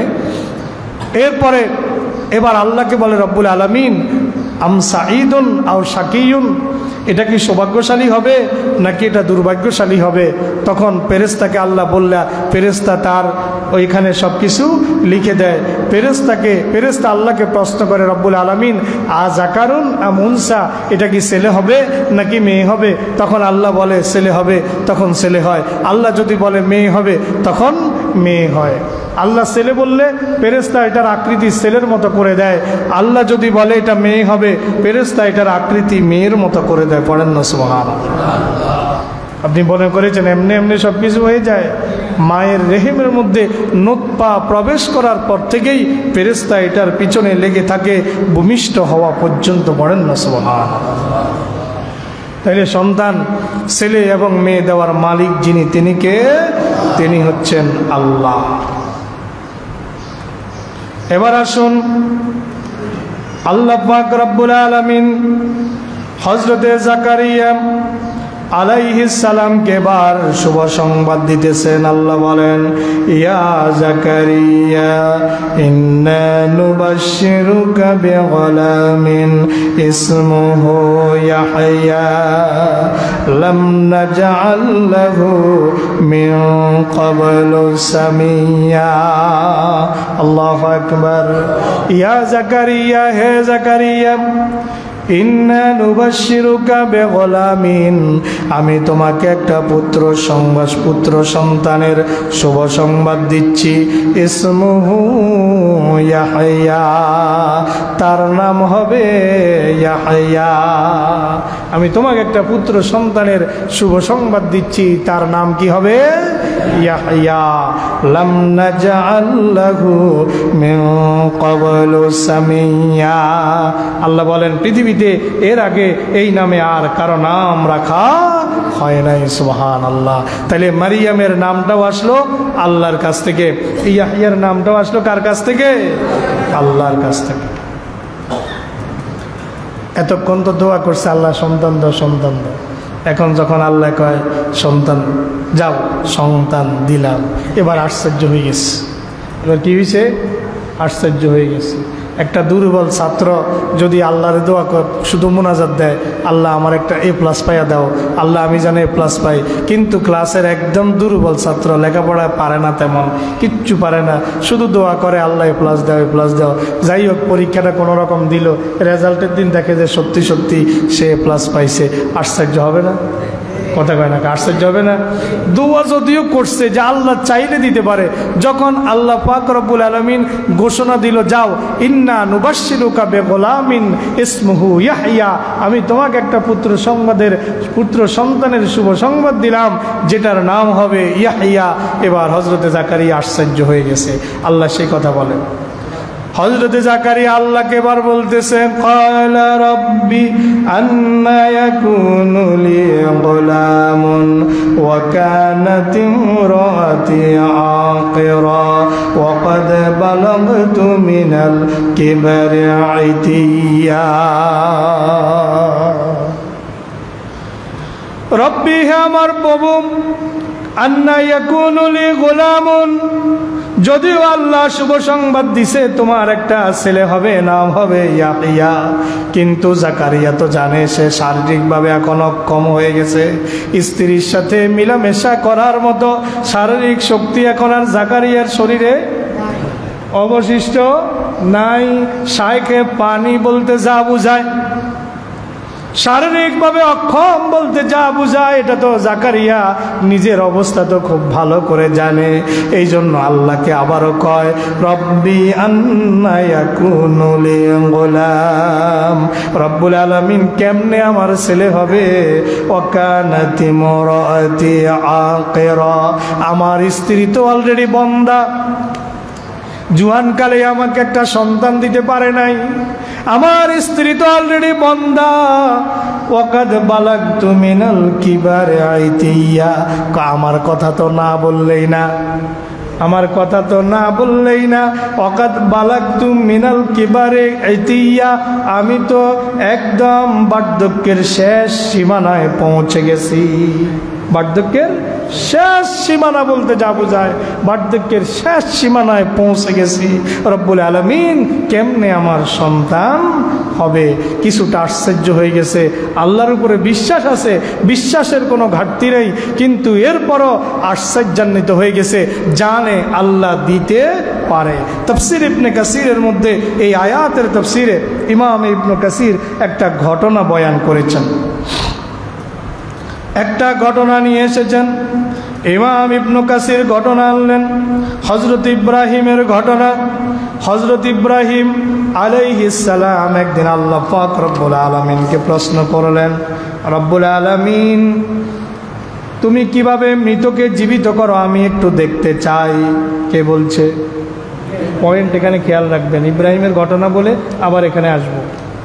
এটাই তাফসীর। তাফসীর হলো তাফসীর, আমি তাফসীর ইবনে কাসিরটা ফলো করি, তো ওখানে যেমনে যেমনে করে আমি আপনাদেরকে সেভাবে বোঝানোর চেষ্টা করি। হযরতে ইব্রাহিম আলাইহিস সালাম আল্লাহকে একদিন প্রশ্ন করে, রব্বুল আলামিন তুমি মৃত ব্যক্তিকে কেমনে জীবিত করো আমি একটু দেখতে চাই। আল্লাহ হযরত ইব্রাহিমকে বলে, ইব্রাহিম আমি যে মৃত্যুকে জীবন দিতে পারি, মৃত ব্যক্তিকে আবার জীবন দিতে পারি, বা মৃত যেই জিনিসকে আবার জিন্দা করতে পারি, তুমি কি বিশ্বাস করো না? কয় আল্লাহ বিশ্বাস করি, কিন্তু আমি নিজ চোখে একটু দেখতে চাই। আল্লাহ পাক সেই কথা কোরআনে মাজিদের মধ্যে বলেন, وإذ قال إبراهيم ربي أرني كيف تحيي الموتى قال أولم تؤمن قال بلى ولكن ليطمئن قلبي فقال الله أكبر إذ قال إبراهيم ربي أرني স্মরণ করুন যখন হযরত ইব্রাহিম তার রবকে বলল, রব্বি, হে আমার প্রভু, আরিনি, আমাকে একটু দেখাও, কাইফা তুহিল মাউতা, আমি দেখতে চাই তুমি কিভাবে মৃতকে আবার জীবন দান করো। আল্লাহ পাক প্রশ্ন করলেন, আওয়ালাম তুমিন, ইব্রাহিম তুমি কি বিশ্বাস করো না আমি যে মৃতকে জীবন দিতে পারি? এটা কি তুমি বিশ্বাস করো না? হযরত ইব্রাহিম বলেন, ক্বালা বালা, অবশ্যই অবশ্যই বিশ্বাস করি, ওয়ালাকিন লিয়াতমাইন্না কলবি, কিন্তু নিজ চোখে দেখে একটু অন্তরে প্রশান্ত হতে চাই, অন্তরে একটু প্রশান্তি লাভ করতে চাই। আল্লাহ পাক বলেন, ক্বালা ফাখুয আরবাআতাম মিনাত তায়রি ফাসরুহুন্না ইলাইকা সুম্মা জাআল আলা কুল্লি জাবালিম মিনহুন্না জুযআ সুম্মা দুউহুন্না ইয়াতিনাকা সা'য়া ওয়া'লাম আন্নাল্লাহা আজিজুন হাকীম। এবার আল্লাহ হযরত ইব্রাহিমকে বলে, ইব্রাহিম তুমি 4 জাতের 4টা পাখি ধরো। কয়টা পাখি? 4টা, 4 রকম, 4টা, 4 জাতের, এক জাতের না। ধরেন একটা হচ্ছে কবুতর, একটা হইল দোয়েল, একটা হইল কোয়েল, একটা হইল টিয়া, এরকম 4 জাতের 4টা পাখি তুমি সংগ্রহ করো। ফাসরুহুন্না ইলাইকা, এগুলারে নিজের কাছে পোষ মানাও, নিজের কাছে এগুলারে পোষ মানাও। পোষ মানানোর পরে এগুলার জবাই করো, জবাই করে এগুলার গোশতগুলা ডাইলেশন করো, মিক্সার করো, যেন বোঝা না যায় কোনটার গোশত কোনটা, কোনটার হাড্ডি কোনটা, যেন বোঝা না যায়। ফাসরুহুন্না ইলাইকা, এগুলাকে তোমার কাছে পোষ মানাও, জবাই করো, গোশতগুলাকে ডাইলেশন করো, মিক্সার করো। এবার সুম্মা জাআলহু আলা কুল্লি জাবালিম মিনহুন্না জুযআ, এবার 4টা ভাগ করো, 4টা ভাগ করে 4 পাহাড়ের উপরে 4 ভাগ রাখি আসো, 4 পাহাড়ের উপরে 4 ভাগ রাখি আসো। এখন প্রত্যেক ভাগে 4টার হাড় গোড়া আছে তো, মাংস আছে তো। আল্লাহ বলে, সুম্মা দুহুন্না ইয়াতিনাকা সা'য়া, এবার যেই যেই পাখি জবাই করছিলা ওই পাখির নাম ধরে ধরে ডাক দাও। সুবহানাল্লাহ কোন। হযরত ইব্রাহিম এবার পাখির নাম ধরে ডাক দেয়, আর এক একটা পাখি জিন্দা হইয়া ওই বিভিন্ন পাহাড় থেকে গোশতগুলো একসাথ হইয়া, পশমগুলা ধানাগুলো একসাথ হইয়া উড়াল দিয়া দিয়া হযরত ইব্রাহিমের সামনে এসে হাজির হয়ে যায়। কোরআনে মাজিদ আমার বানানো কিচ্ছা না। তাহলে হযরত ইব্রাহিম আল্লাহ যে মৃতকে জীবন দিতে পারে এটা বিশ্বাস করতেন, এরপরও নিজের চোখে দেখতে চেয়েছেন। হযরতে জাকারিয়া আলাইহিস সালাম তিনিও জানেন আল্লাহ পাক রব্বুল আলামিন সন্তান তাকে দিতে পারেন, এই বিশ্বাস তার আছে, কিন্তু তারপরেও নিজের অক্ষমতা আল্লাহর কাছে পেশ করে, নিজের অপারগতা অক্ষমতা আল্লাহর কাছে পেশ করে বলে, কিভাবে আমার সন্তান হবে?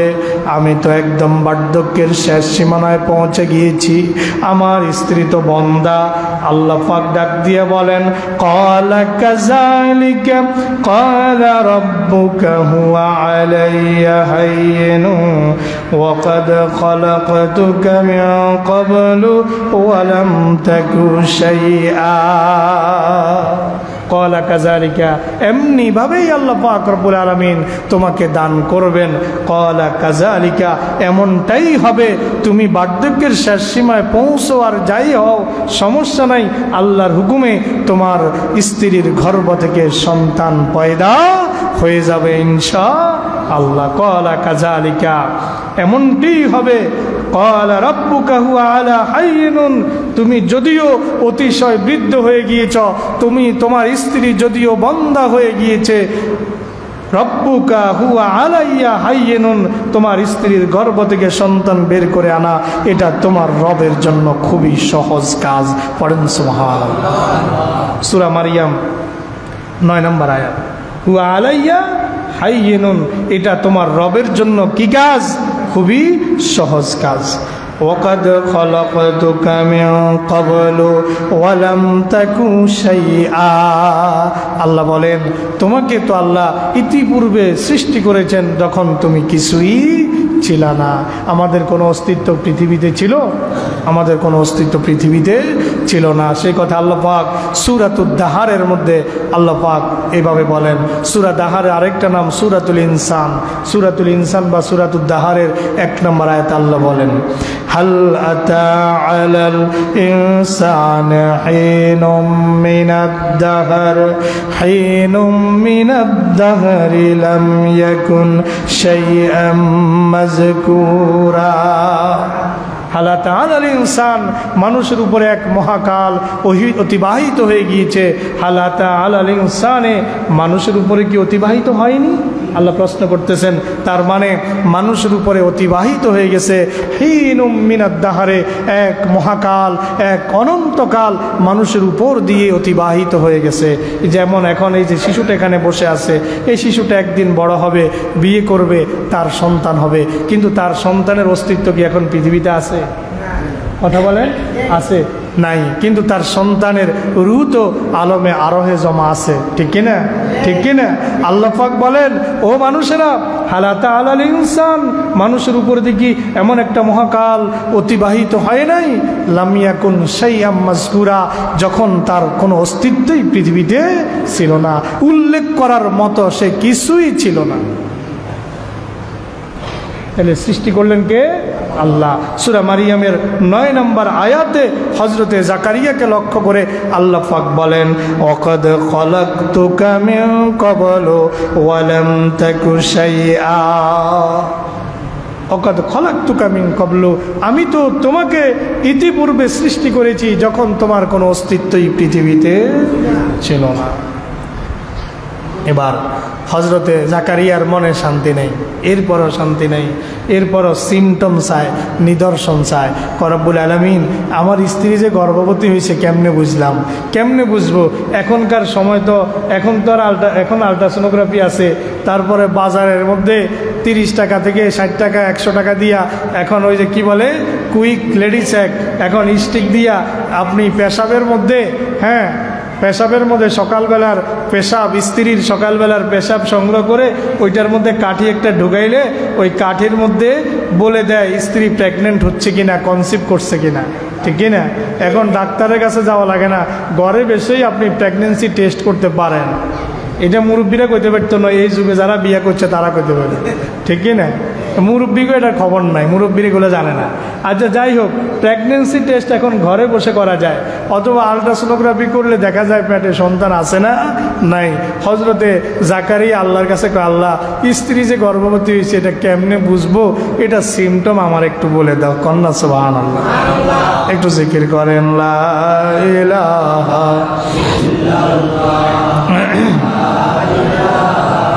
ইল্লাল্লাহ, লা ইলাহা ইল্লাল্লাহ, লা ইলাহা ইল্লাল্লাহ, লা ইলাহা ইল্লাল্লাহ,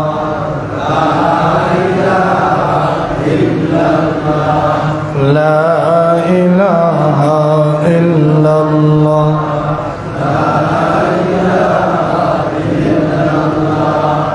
লা ইলাহা ইল্লাল্লাহ, লা ইলাহা ইল্লাল্লাহ, মুহাম্মাদুর রাসূলুল্লাহ সাল্লাল্লাহু আলাইহি ওয়াসাল্লাম। হযরত জাকারিয়া আল্লাহকে বলে, আল্লাহ আমাকে সিমটম বলে দাও। ক্বালা রাব্বি জাআল رب اجعل لي آية قال آياتك ألا تكلم الناس ثلاث ليال سويا পড়েন আল্লাহু আকবার। হযরত জাকারিয়া আল্লাহ পাক রব্বুল আলামিন কে বলেন, রব্বুল আলামিন আমার স্ত্রী যে গর্ভবতী হয়েছে আমি কেমনে বুঝবো? আমাকে একটা সিমটম তুমি বলে দাও। ইজাল্লি আয়াতান, আমাকে একটা নিদর্শন আমার জন্য নির্ধারণ করে দাও, একটা নিদর্শন আমাকে বলে দাও। কল আয়াতুকা, আল্লাহ বলেন তোমার স্ত্রী যে গর্ভবতী হয়েছে এটার নিদর্শন হলো আল্লাহ তুকাল্লিমান নাসা, তুমি মানুষের সাথে কথা বলতে পারবে না। সালাসা লায়ালিন সাবিয়া, 3 দিন তুমি মানুষের সাথে কোনো কথা বলতে পারবে না। 3 দিন 3 রাত মানুষের সাথে তুমি কোনো কথা বলতে পারবে না। এখন এখানে আপনারা একটা প্রশ্ন করতে পারেন, কথা বলতে পারবে না মানে কি? তিনি কি ইচ্ছা করে মুখ বন্ধ রাখবেন, বিষয়টা এটা, নাকি কথা নিজ থেকে বলতে চাইলেও বলতে পারবেন না? জানার দরকার আছে না? বিষয়টা হলো আল্লাহ পাক রব্বুল আলামিন হযরত জাকারিয়াকে বললেন, জাকারিয়া তুমি 3 দিন পর্যন্ত কথা বলবে না। তাফসীরের মধ্যে মুফাসসিরিনে কেরাম লেখেন হযরতে জাকারিয়া আলাইহিস সালাম তিনি 3 দিন পর্যন্ত তাসবিহ তাহলিল সব কিছুই পড়েছেন। ইবাদত বন্দেগীর জন্য যা যা কিছু পড়া দরকার সব কিছুই তিনি পড়তে পারতেন, কিন্তু স্বাভাবিক কোনো কথা যখন বলার চেষ্টা করতেন স্বাভাবিক কথা বলতে আর পারতেন না, জিহ্বাটা নাড়াতেই পারতেন না, জিহ্বা নাড়াইতেই পারতেন না, জিহ্বাটা আটকে যাইতো, কথাই বলতে পারতেন না। শুধু সুবহানাল্লাহ, আলহামদুলিল্লাহ, আল্লাহু আকবার, তাসবিহ তাহলিল ইবাদত বন্দেগীর জন্য যেই জিনিসগুলো দরকার এগুলো তিনি উচ্চারণ করতে পারতেন, কিন্তু কোনো কথা বলার শক্তি আল্লাহ নিয়ে গেছে। এটাই হইল তার স্ত্রী গর্ভবতী হয়েছে। সুবহানাল্লাহ কোন হয় তোমার স্ত্রী গর্ভবতী হওয়ার সিমটম হইল তুমি কথা বলতে পারবে, তুমি চাইলেও বলতে পারবে না। কয়দিন? তাফসীরের মধ্যে বিস্তারিত আসছে, ইবনে কাসির সহ বিভিন্ন কিতাবের মধ্যে, তুমি চাইলেও কথা বলতে পারবে না। কয়দিন পর্যন্ত? 3 দিন পর্যন্ত কোনো কথা বলতে পারবে না, তোমার মুখ বন্ধ রাখবে। এরপরে আল্লাহ পাক রব্বুল আলামিন বলেন, ফাখারাজা আলা কওমিহি মিনাল মিহরাবি ফাআওহা ইলাইহিম আন সাব্বিহু বুকরাতান ওয়া আশিয়া। তাফসীরের মধ্যে আসছে, তাফসীর ইবনে কাসিরের মধ্যে ইমাম ইবনে কাসির বলেন, তাহবাসু লিসানাকা আনিল কালামে সালাসা লায়ালিন ওয়ান্তা সহিহুন সেওয়া মিন গায়রি মারাদিন ওয়ালা ইল্লাতিন। কয় তোমার কোনো রোগ থাকবে না, আল্লাহ বলেন তোমার কোনো অসুস্থতা নাই, তুমি সম্পূর্ণরূপে সুস্থ, কিন্তু তাহবাসু লিসানাকা আনিল কালামে সালাসা লায়ালিন, তোমার জিহ্বা বন্ধ থাকবে 3 দিন পর্যন্ত, তুমি কোনো কথা বলতে পারবে না। হজরতে জাকারিয়ার জিহ্বা আবার আটকে গেছে, বন্ধ হয়ে গেছে। এবার তিনি মেহরাব থেকে বেরিয়ে আসছেন, বাইতুল মাকদাসের মেহরাব থেকে বেরিয়ে আসছেন, এবার তিনি কোনো কথা বলতে পারেন না। এখন উম্মতকে, তার সম্প্রদায়ের লোকদেরকে তিনি কিভাবে নির্দেশ করবেন? আল্লাহ পাক রব্বুল আলামিন নির্দেশ করলেন যে তুমি ইশারা ইঙ্গিতে তাদেরকে নির্দেশ করবে, ইবাদত বন্দেগী তাসবিহ তাহলিলের কথা বলবে। ফাওহা ইলাইহিম আন সাব্বিহু বুকরাতান ওয়া আশিয়া, ইশারায় তাদেরকে সকাল সন্ধ্যায় আল্লাহ পাকের পবিত্রতা ঘোষণার নির্দেশ দিলেন। এখন আর মুখে বলতে পারেন না, তাহবাসু লিসানাহু, তার জিহ্বাকে আল্লাহ পাক রব্বুল আলামিন আটকায়া দিয়েছেন। 3 দিন পর্যন্ত তিনি চাইলেও কোনো কথা বলতে পারেন নাই। সুবহানাল্লাহ। এবার আসুন কোরআনে মাজিদে সূরা আলে ইমরানে এই প্রসঙ্গে আল্লাহ কি বলছেন? কোরআনে মাজিদের 60টা সূরার 22টা আয়াতের মধ্যে আল্লাহ পাক এই ঘটনাগুলো বর্ণনা করেছেন। সূরা আলে ইমরানের 39 নম্বর আয়াতে আল্লাহ এইভাবে বলেন, ফানাদাতুহুল মালাইকাতু ওয়া হুয়া কায়িমুন ইউসাল্লি ফিল মিহরাব আন্নাল্লাহা ইউবাশশিরুকা বিয়াহইয়া মুসাদ্দিকাম বিকালিমাতিন মিনাল্লাহ ওয়া সাইয়্যিদান ওয়া হাসুরান ওয়া নাবিয়্যা মিনাস সালিহিন। আল্লাহ পাক রব্বুল আলামিনের ফেরেশতা হযরত জাকারিয়াকে ডাক দিয়ে বলেন, ওহুয়া কায়িমুন ইউসাল্লি ফিল মিহরাব, তখন হযরত জাকারিয়া মেহরাবের মধ্যে নামাজের মধ্যে ছিলেন। আন্নাল্লাহা ইউবাশশিরুকা বিয়াহইয়া, আল্লাহ পাক তোমাকে একজন পুত্র সন্তানের শুভ সংবাদ দিচ্ছেন যার নাম হবে ইয়াহইয়া, মুসাদ্দিকাম বিকালিমাতিন মিনাল্লাহ, যে আল্লাহর কালিমাকে সত্যায়ন করবে, ওয়া সাইয়্যিদান ওয়া হাসুরা, যে হবে সত্যাশ্রয়ী, যে হবে নেতা, ওয়া হাসুরা, যে হবে পুত পবিত্র, যে নারীর স্পর্শ থেকে মুক্ত থাকবে। আপনারা জানেন হযরতে ইয়াহইয়া বিয়ে করেন নাই, জীবনে কোনো নারী তাকে স্পর্শ করেন নাই। হযরতে ইয়াহইয়া আলাইহিস সালাম অবিবাহিত ছিলেন। কি ছিলেন? হযরতে ইয়াহইয়া আলাইহিস সালাম ছিলেন অবিবাহিত। হযরত ইয়াহইয়াকে শহীদ করে, জবাই করে শহীদ করে দেওয়া হয়েছে। ফেরেশতা বলতেছেন, আল্লাহ ইউবাশশিরুকা বিয়াহইয়া, আল্লাহ আপনাকে ইয়াহইয়ার শুভ সংবাদ দিচ্ছেন, যিনি হবেন আল্লাহর কালামের সত্যায়নকারী, যিনি হবেন জাতির নেতা, যিনি হবেন পবিত্র, যার চরিত্র হবে নিষ্কলুষ, কোনো নারীর স্পর্শ পায়নি এরকম হবেন। ওয়া নাবিয়্যাম মিনাস সালিহিন, আর তিনি হবেন নেককারদের নবী। পড়েন সুবহানাল্লাহ। তিনি হবেন নেককারদের নবী। ওয়া জাকারিয়া ইয নাদা রাব্বাহু রাব্বি লা তাযারনি ফারদান ওয়া আনতা খায়রুল ওয়ারিসিন। আল্লাহ বলেন, জাকারিয়া এবার ডাক দিয়ে বলল, রব্বুল আলামিন লা তাযারনি ফারদা, আমাকে একা রেখো না, নিঃসন্তান রেখো না। রব্বুল আলামিন আমাকে তুমি তোমার পক্ষ থেকে একজন পুত্র সন্তান দান করো। ওয়া আনতা খায়রুল ওয়ারিসিন, তুমি তো হচ্ছে উত্তম ওয়ারিস দানকারী। ফাস্তাজাবনা লাহু ইয়াহইয়া, আল্লাহ বলেন আমি জাকারিয়ার ডাকে সাড়া দিলাম, তাকে আমি ইয়াহইয়া দান করলাম। ওয়াসলাহনা লাহু যাওজাহু ইন্নাহুম কানু ইউসারিউনা ফিল খায়রাত। আল্লাহ পাক বলেন, ওয়াসলাহনা লাহু যাওজাহু, আপনারা ইতিপূর্বে জেনেছেন হযরতে জাকারিয়া আলাইহিস সালামের স্ত্রী বন্দা ছিলেন। আল্লাহ পাক বলেন, ওয়াসলাহনা লাহু যাওজাহু, আমি তার স্ত্রীকেও ঠিক করে দিলাম। সুবহানাল্লাহ।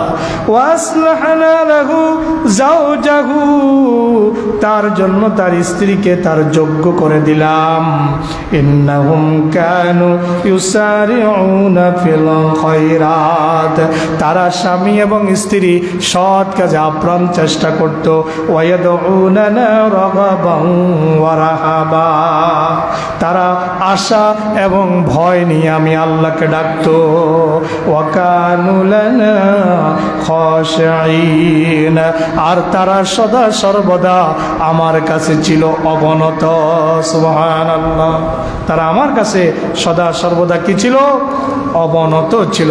হযরতে ইয়াহইয়া আলাইহিস সালাতু ওয়াস সালামের যখন জন্ম হয় তখন হযরতে জাকারিয়ার বয়স কত বলছি? 89 বছর। কত বছর?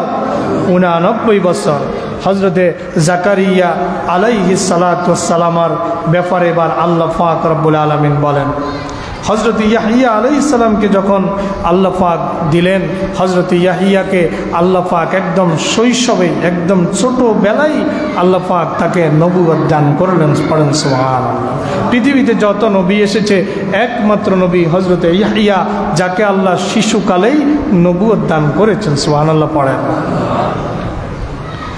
আল্লাহ পাক বলেন, ইয়া ইয়াহিয়া খুযিল কিতাবা বিকুওয়া ওয়া আতাইনাহুল হুকমা সাবিয়্যা ওয়া হানানাম মিন লাদুন্না ওয়া যাকাতা ওয়া কানা তাকিয়্যা। এবার আল্লাহ পাক রব্বুল আলামিন হযরত ইয়াহিয়ার কিছু গুণাবলী বর্ণনা করেন। আল্লাহ পাক বলেন, ইয়া ইয়াহিয়া, হে ইয়াহিয়া, খুযিল কিতাবা বিকুওয়া, তুমি এই কিতাবকে মজবুতভাবে, শক্তভাবে ধারণ করো। আপনারা যদি প্রশ্ন করেন, হুজুর এই কিতাব কোন কিতাব? এই কিতাব হচ্ছে তাওরাত কিতাব। হযরতে ইয়াহিয়ার উপরে নতুন করে কোনো কিতাব আসে নাই। হযরতে ইয়াহিয়া হযরত ঈসা আলাইহিস সালামের 6 মাসের বড়। কয় মাসের? হযরত ঈসা আলাইহিস সালামের 6 মাসের বড়। হযরত ইয়াহিয়া আলাইহিস সালাম, হযরত ইয়াহিয়াকে আল্লাহ পাক তাওরাতেরও জিম্মাদারি দিলেন। আল্লাহ পাক বললেন, খুযিল কিতাবা বিকুওয়া, এই কিতাবকে তুমি মজবুতভাবে ধারণ করো, আঁকড়ে ধরো। ওয়া আতাইনাহুল হুকমা সাবিয়্যা, তাকে বিচার করার বুদ্ধি, বিচার বিশ্লেষণের ক্ষমতা আমি আল্লাহ তাকে শৈশবেই দান করেছি। ওয়া হানানাম মিন লাদুন্না, আমি তাকে দিয়েছি হৃদয়ের কোমলতা। তাহলে হৃদয়ের কঠোরতা, কোমলতা কার পক্ষ থেকে আসে? আল্লাহর পক্ষ থেকে আসে। আল্লাহর কাছে চাইতে হবে, রব্বুল আলামিন আমার হৃদয়কে তুমি কাঠিন্য করো না, কোমল করে দিও। আল্লাহ পাক বলেন, ওয়া হানানাম মিন লাদুন্না, আমার পক্ষ থেকে আমি তার হৃদয়কে কোমল করে দিয়েছি। ওয়া যাকাতা, তাকে আমি পবিত্রতা দান করেছি। ওয়া কানা তাকিয়্যা, হযরত ইয়াহিয়া ছিলেন অত্যন্ত খোদাভীরু। অবাররাম বিওয়ালিদাই, পিতামাতার প্রতি সদাচরণশীল ছিলেন। লাম ইয়াকুন জব্বারান আসিয়া, তিনি কখনো উদ্ধত ছিলেন না, নাফরমান ছিলেন না। পড়েন সুবহানাল্লাহ। ওয়াসালামুন আলাইহি ইয়াওমা উলিদা ওয়া ইয়াওমা ইয়ামুতু ওয়া ইয়াওমা ইউবআসু হাইয়্যা। আল্লাহ পাক রব্বুল আলামিন বলেন, ওয়াসালামুন আলাইহি, ইয়াহিয়ার উপরে সালাম। কার উপরে? কথা কয় না, কার উপরে সালাম? ইয়াহিয়ার উপরে সালাম, শান্তি বর্ষিত হোক। ইয়াহিয়ার উপরে শান্তি বর্ষিত হোক। ইয়াওমা উলিদা, যেদিন সে জন্মগ্রহণ করবে। ওয়া ইয়াওমা ইয়ামুতু, যেদিন সে মৃত্যুবরণ করবে। ওয়া ইয়াওমা ইউবআসু হাইয়্যা, আর যেদিন তাকে পুনরায় কিয়ামতের ময়দানে উঠানো হবে, সেই দিনও তার প্রতি শান্তি বর্ষিত হোক। সুবহানাল্লাহ। তাহলে আল্লাহ পাক রব্বুল আলামিন, যার জন্য তার পৃথিবীতে আসার আগেই আল্লাহ পাক দোয়া করে দিলেন যে তার জন্মের সময় শান্তি, তার মৃত্যুর সময়ও শান্তি, আবার যখন তাকে পুনরায় উত্থিত করা হবে, উঠানো হবে, তখনও তার প্রতি শান্তি বর্ষিত হোক। এটা আল্লাহর পক্ষ থেকে হযরতে ইয়াহিয়া আলাইহিস সালামের জন্য স্পেশাল গিফট। এই হযরতে ইয়াহিয়া আলাইহিস সালামের ঘটনাটা কোরআনে মাজিদের মধ্যে এসেছে এবং হযরত ইয়াহিয়া আলাইহিস সালামকে শহীদ করে দেওয়া হয়েছিল। সেই কথা আপনারা জানেন কিনা আমার জানা নাই।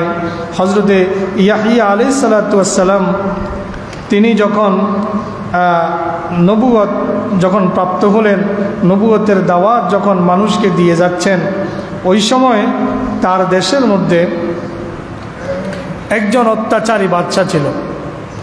এই অত্যাচারী বাদশা তার ভাতিজি, তার ভাইয়ের মেয়ের সাথে তার খারাপ সম্পর্ক ছিল এবং তার ভাইয়ের মেয়েও ছিল পতিতা। কি ছিল? পতিতা, যেটাকে আমরা একবার আঞ্চলিক ভাষা বলি বেশ্যা ছিল, দুশ্চরিত্রা ছিল। এই দুশ্চরিত্রা মহিলা হযরতে ইয়াহিয়া আলাইহিস সালামের সময়কার বাদশার ভাতিজি ছিল। এখন বাদশা চাইছে তার ভাতিজিকে সে বিয়ে করবে, কিন্তু এটা শরীয়তে জায়েজ নাই। মাহরামকে বিয়ে করা তখনও হারাম ছিল, মাহরামকে বিয়ে করা তখনও হারাম ছিল। মাহরামকে বিয়ে করা কি নেই? জায়েজ নেই। আমাদের শরীয়তে কি বাতিজি বিয়ে করা জায়েজ আছে? জায়েজ নাই, তখনও এটা হারাম ছিল। এখন এই বাদশা তার বাতিজিকে বিয়ে করবে, কিন্তু হজরতে ইয়াহিয়া আলাইহিস সালাম তিনি বাধা দিলেন যে না, তুমি কিছুতেই তোমার বাতিজিকে বিয়ে করতে পারবে না, এটা শরীয়ত অ্যালাউড না, শরীয়তে এটা বৈধ নয়, এটা জায়েজ নয়। বাদশা ও নাসরবান্দা কিছুতেই সে মানবে না। অপরদিকে বাদশার ভাতিজি এবং ভাতিজির মা, তারা দুইজনেই চায় যে বাদশা তার মেয়েকে বিয়ে করুক। মেয়েও বিয়ে বসার জন্য রাজি, মাও তার দেবর বা বাসুরের ছেলের কাছে বিয়ে দিতে রাজি। এখন মাঝখান দিয়ে বাদ সাধছে হজরতে ইয়াহিয়া আলাইহিস সালাম। এইদিকে বাদশার সাথে তার একদিকে বিয়ে করতে চায়, অন্যদিকে অবৈধ সম্পর্ক, প্রেম লীলা চলছে। একদিন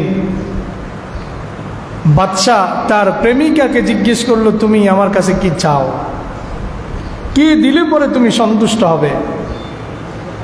তখন তার প্রেমিকা মানে তার ভাতিজি তাকে বলল, আমি চাই তুমি ইয়াহিয়ার গর্দানটা আমার সামনে এনে দিবে। পড়েন নাউজুবিল্লাহ।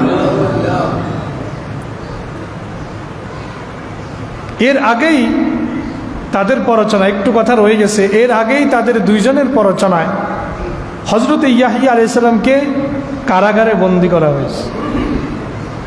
কারাগারে বন্দি করার পরও তাদের কি নেই? শান্তি নাই। এখন শর্ত দিল যে তুমি আমাকে সন্তুষ্ট করতে পারবে যদি তুমি ইয়াহিয়ার মস্তকটা এনে আমার সামনে উপস্থাপন করতে পারো, পেশ করতে পারো। পড়েন নাউজুবিল্লাহ। বাদশা আশ্চর্য হয়ে গেল, এটা কি বলে, এটা কি দাবি করলো? জমানার নবীকে হত্যা করার জন্য আমার প্রেমিকা বলতেছে। কিন্তু মানুষ যখন অবৈধ সম্পর্কে জড়িয়ে যায়, এই সমাজের মধ্যে আমরা দেখেছি পরকীয়াকে রক্ষা করার জন্য নিজের সন্তানকেও মেরে ফেলতে ইতস্ত করে না।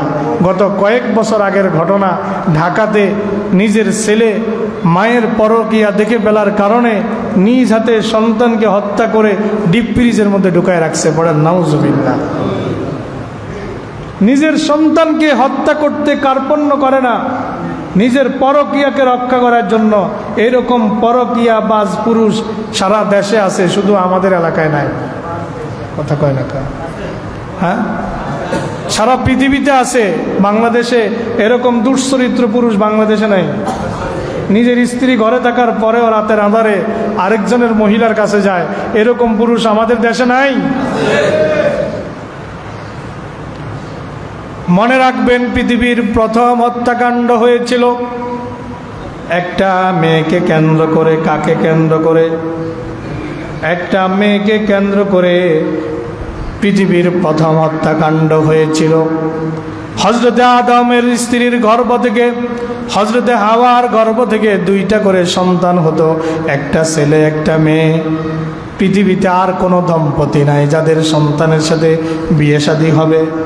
এখন শরীয়ত ছিল, হযরত আদমের শরীয়ত ছিল এরকম, আগের বার যে দুইটা হয়েছে ওই দুইটার সাথে পরের বারের দুইটার অদল বদল হবে। আগের বারের ছেলেটার সাথে পরের বারের মেয়েটা, পরের বারের ছেলের সাথে আগের বারের মেয়েটা। এই বছর যেই দুইটা সন্তান হয়েছে, এই দুইটা সন্তানের বিয়ে হবে পরের বছরের দুইটার সাথে, আর এই বছরেরটার সাথে এই বছরের বিয়ে হারাম ছিল। কথা কি বুঝে আসছে? এখন ঘটনাক্রমে হযরতে হাবিলের সাথে যিনি কন্যা সন্তান হয়ে জন্মেছেন তিনি অপেক্ষাকৃত একটু কম সুন্দরী ছিলেন। কাবিলের সাথে যিনি জন্মেছেন আকলিমা, তিনি অনেক সুন্দরী ছিলেন। শরীয়ত অনুযায়ী হযরতে হাবিল আকলিমাকে, কাবিলের বোন আকলিমাকে বিয়ে করবে, কিন্তু কাবিল কিছুতেই মানতে রাজি না। কাবিলের কথা হলো যে না, আমি আমার সাথে যেটা জন্মিছে সুন্দরী এটাকেই আমি বিয়ে করব। সে কিছুতেই মানতে রাজি না।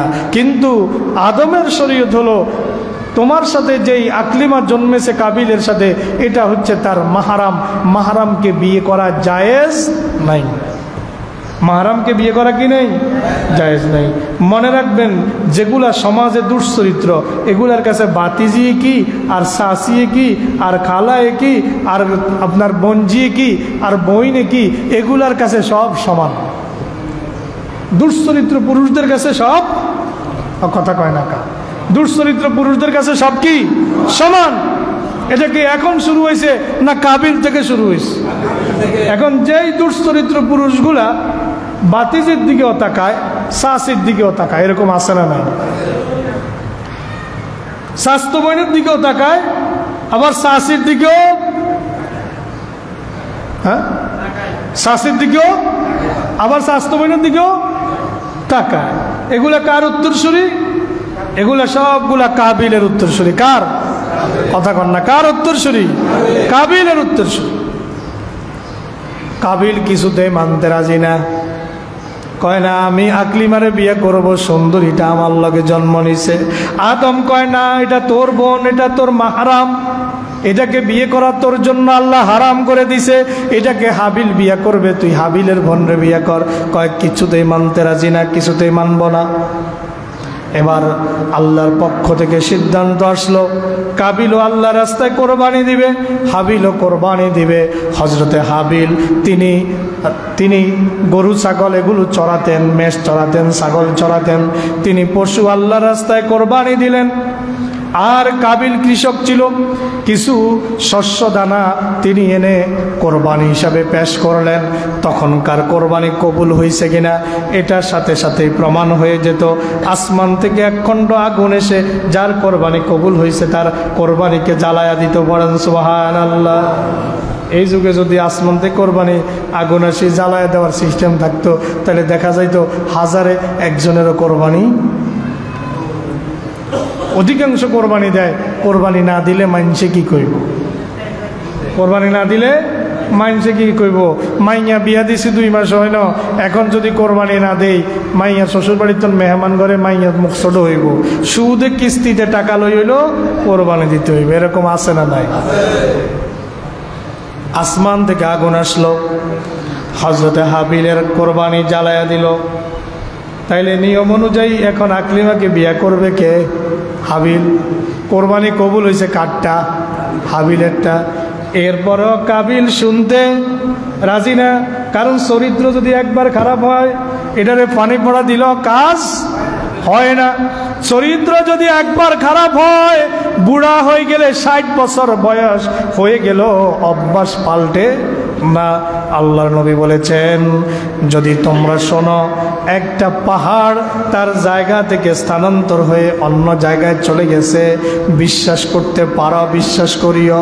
কিন্তু একটা খারাপ মানুষ ভালো হয়ে গেছে, কয় বুড়া হয়েছে এখন মনে হয় ভালো হয়েছে, না না, যাচাই বাছাই ছাড়া বিশ্বাস করিও না। বুড়া হইল ভালো হওয়ার সম্ভাবনা কম, ভালো হওয়ার সম্ভাবনা কম।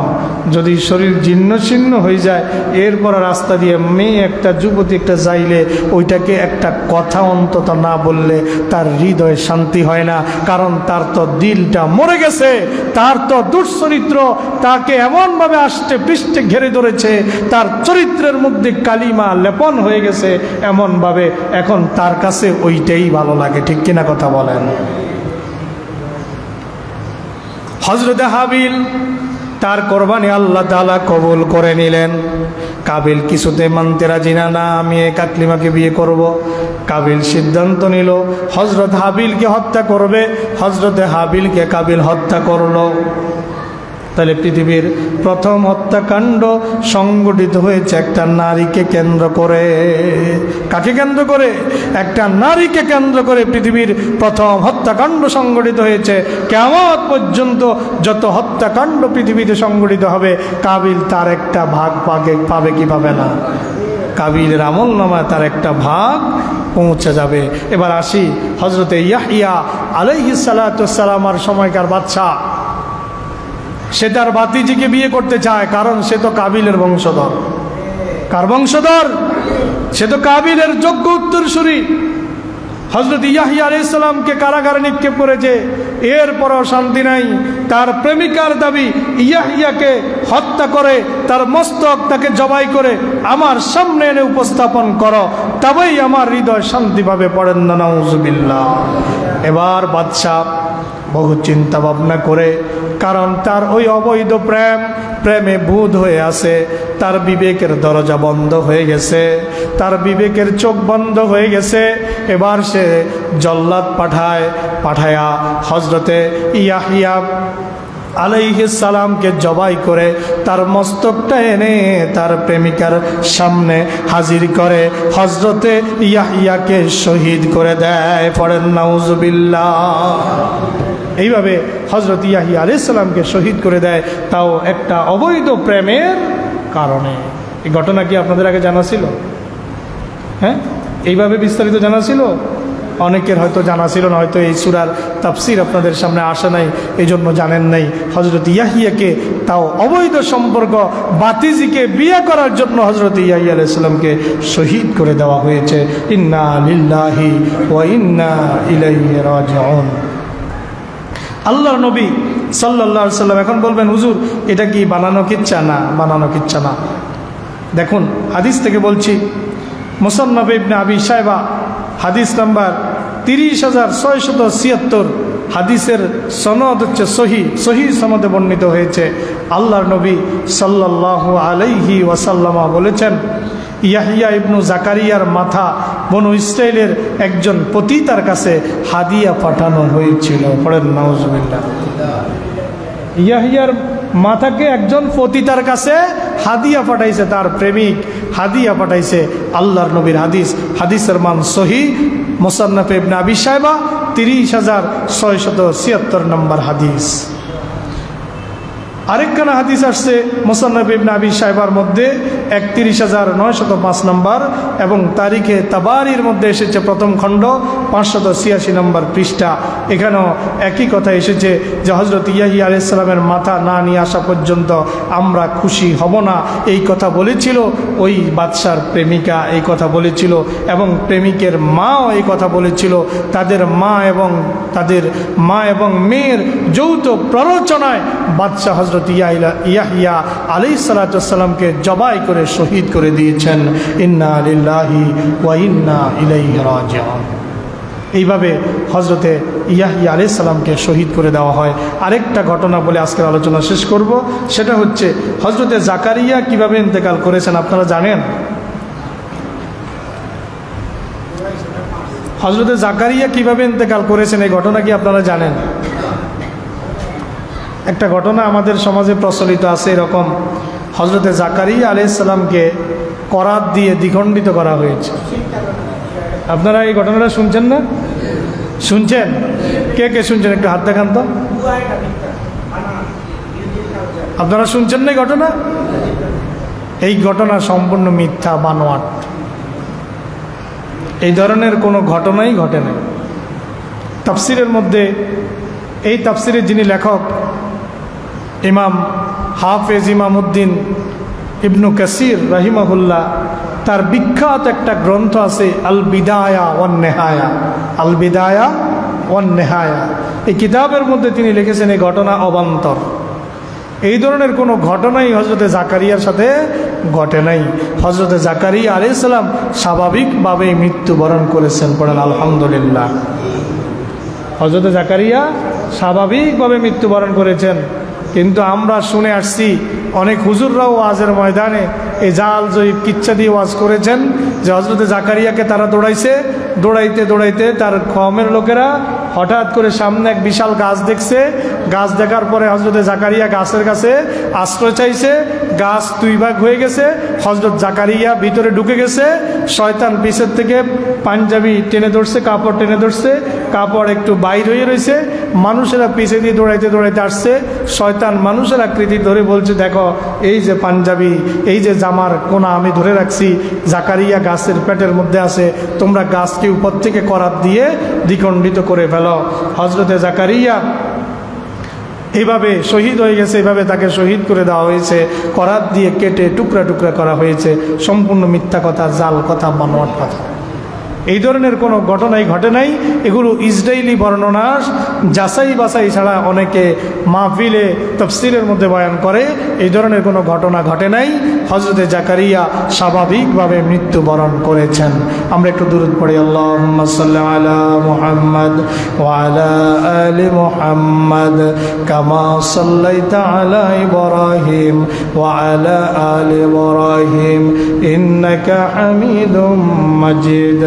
আল্লাহুম্মা বারিক আলা মুহাম্মাদ ওয়া আলা আলি মুহাম্মাদ কামা বারাকতা আলা ইব্রাহিম ওয়া আলা আলি ইব্রাহিম ইন্নাকা হামিদুম মাজিদ।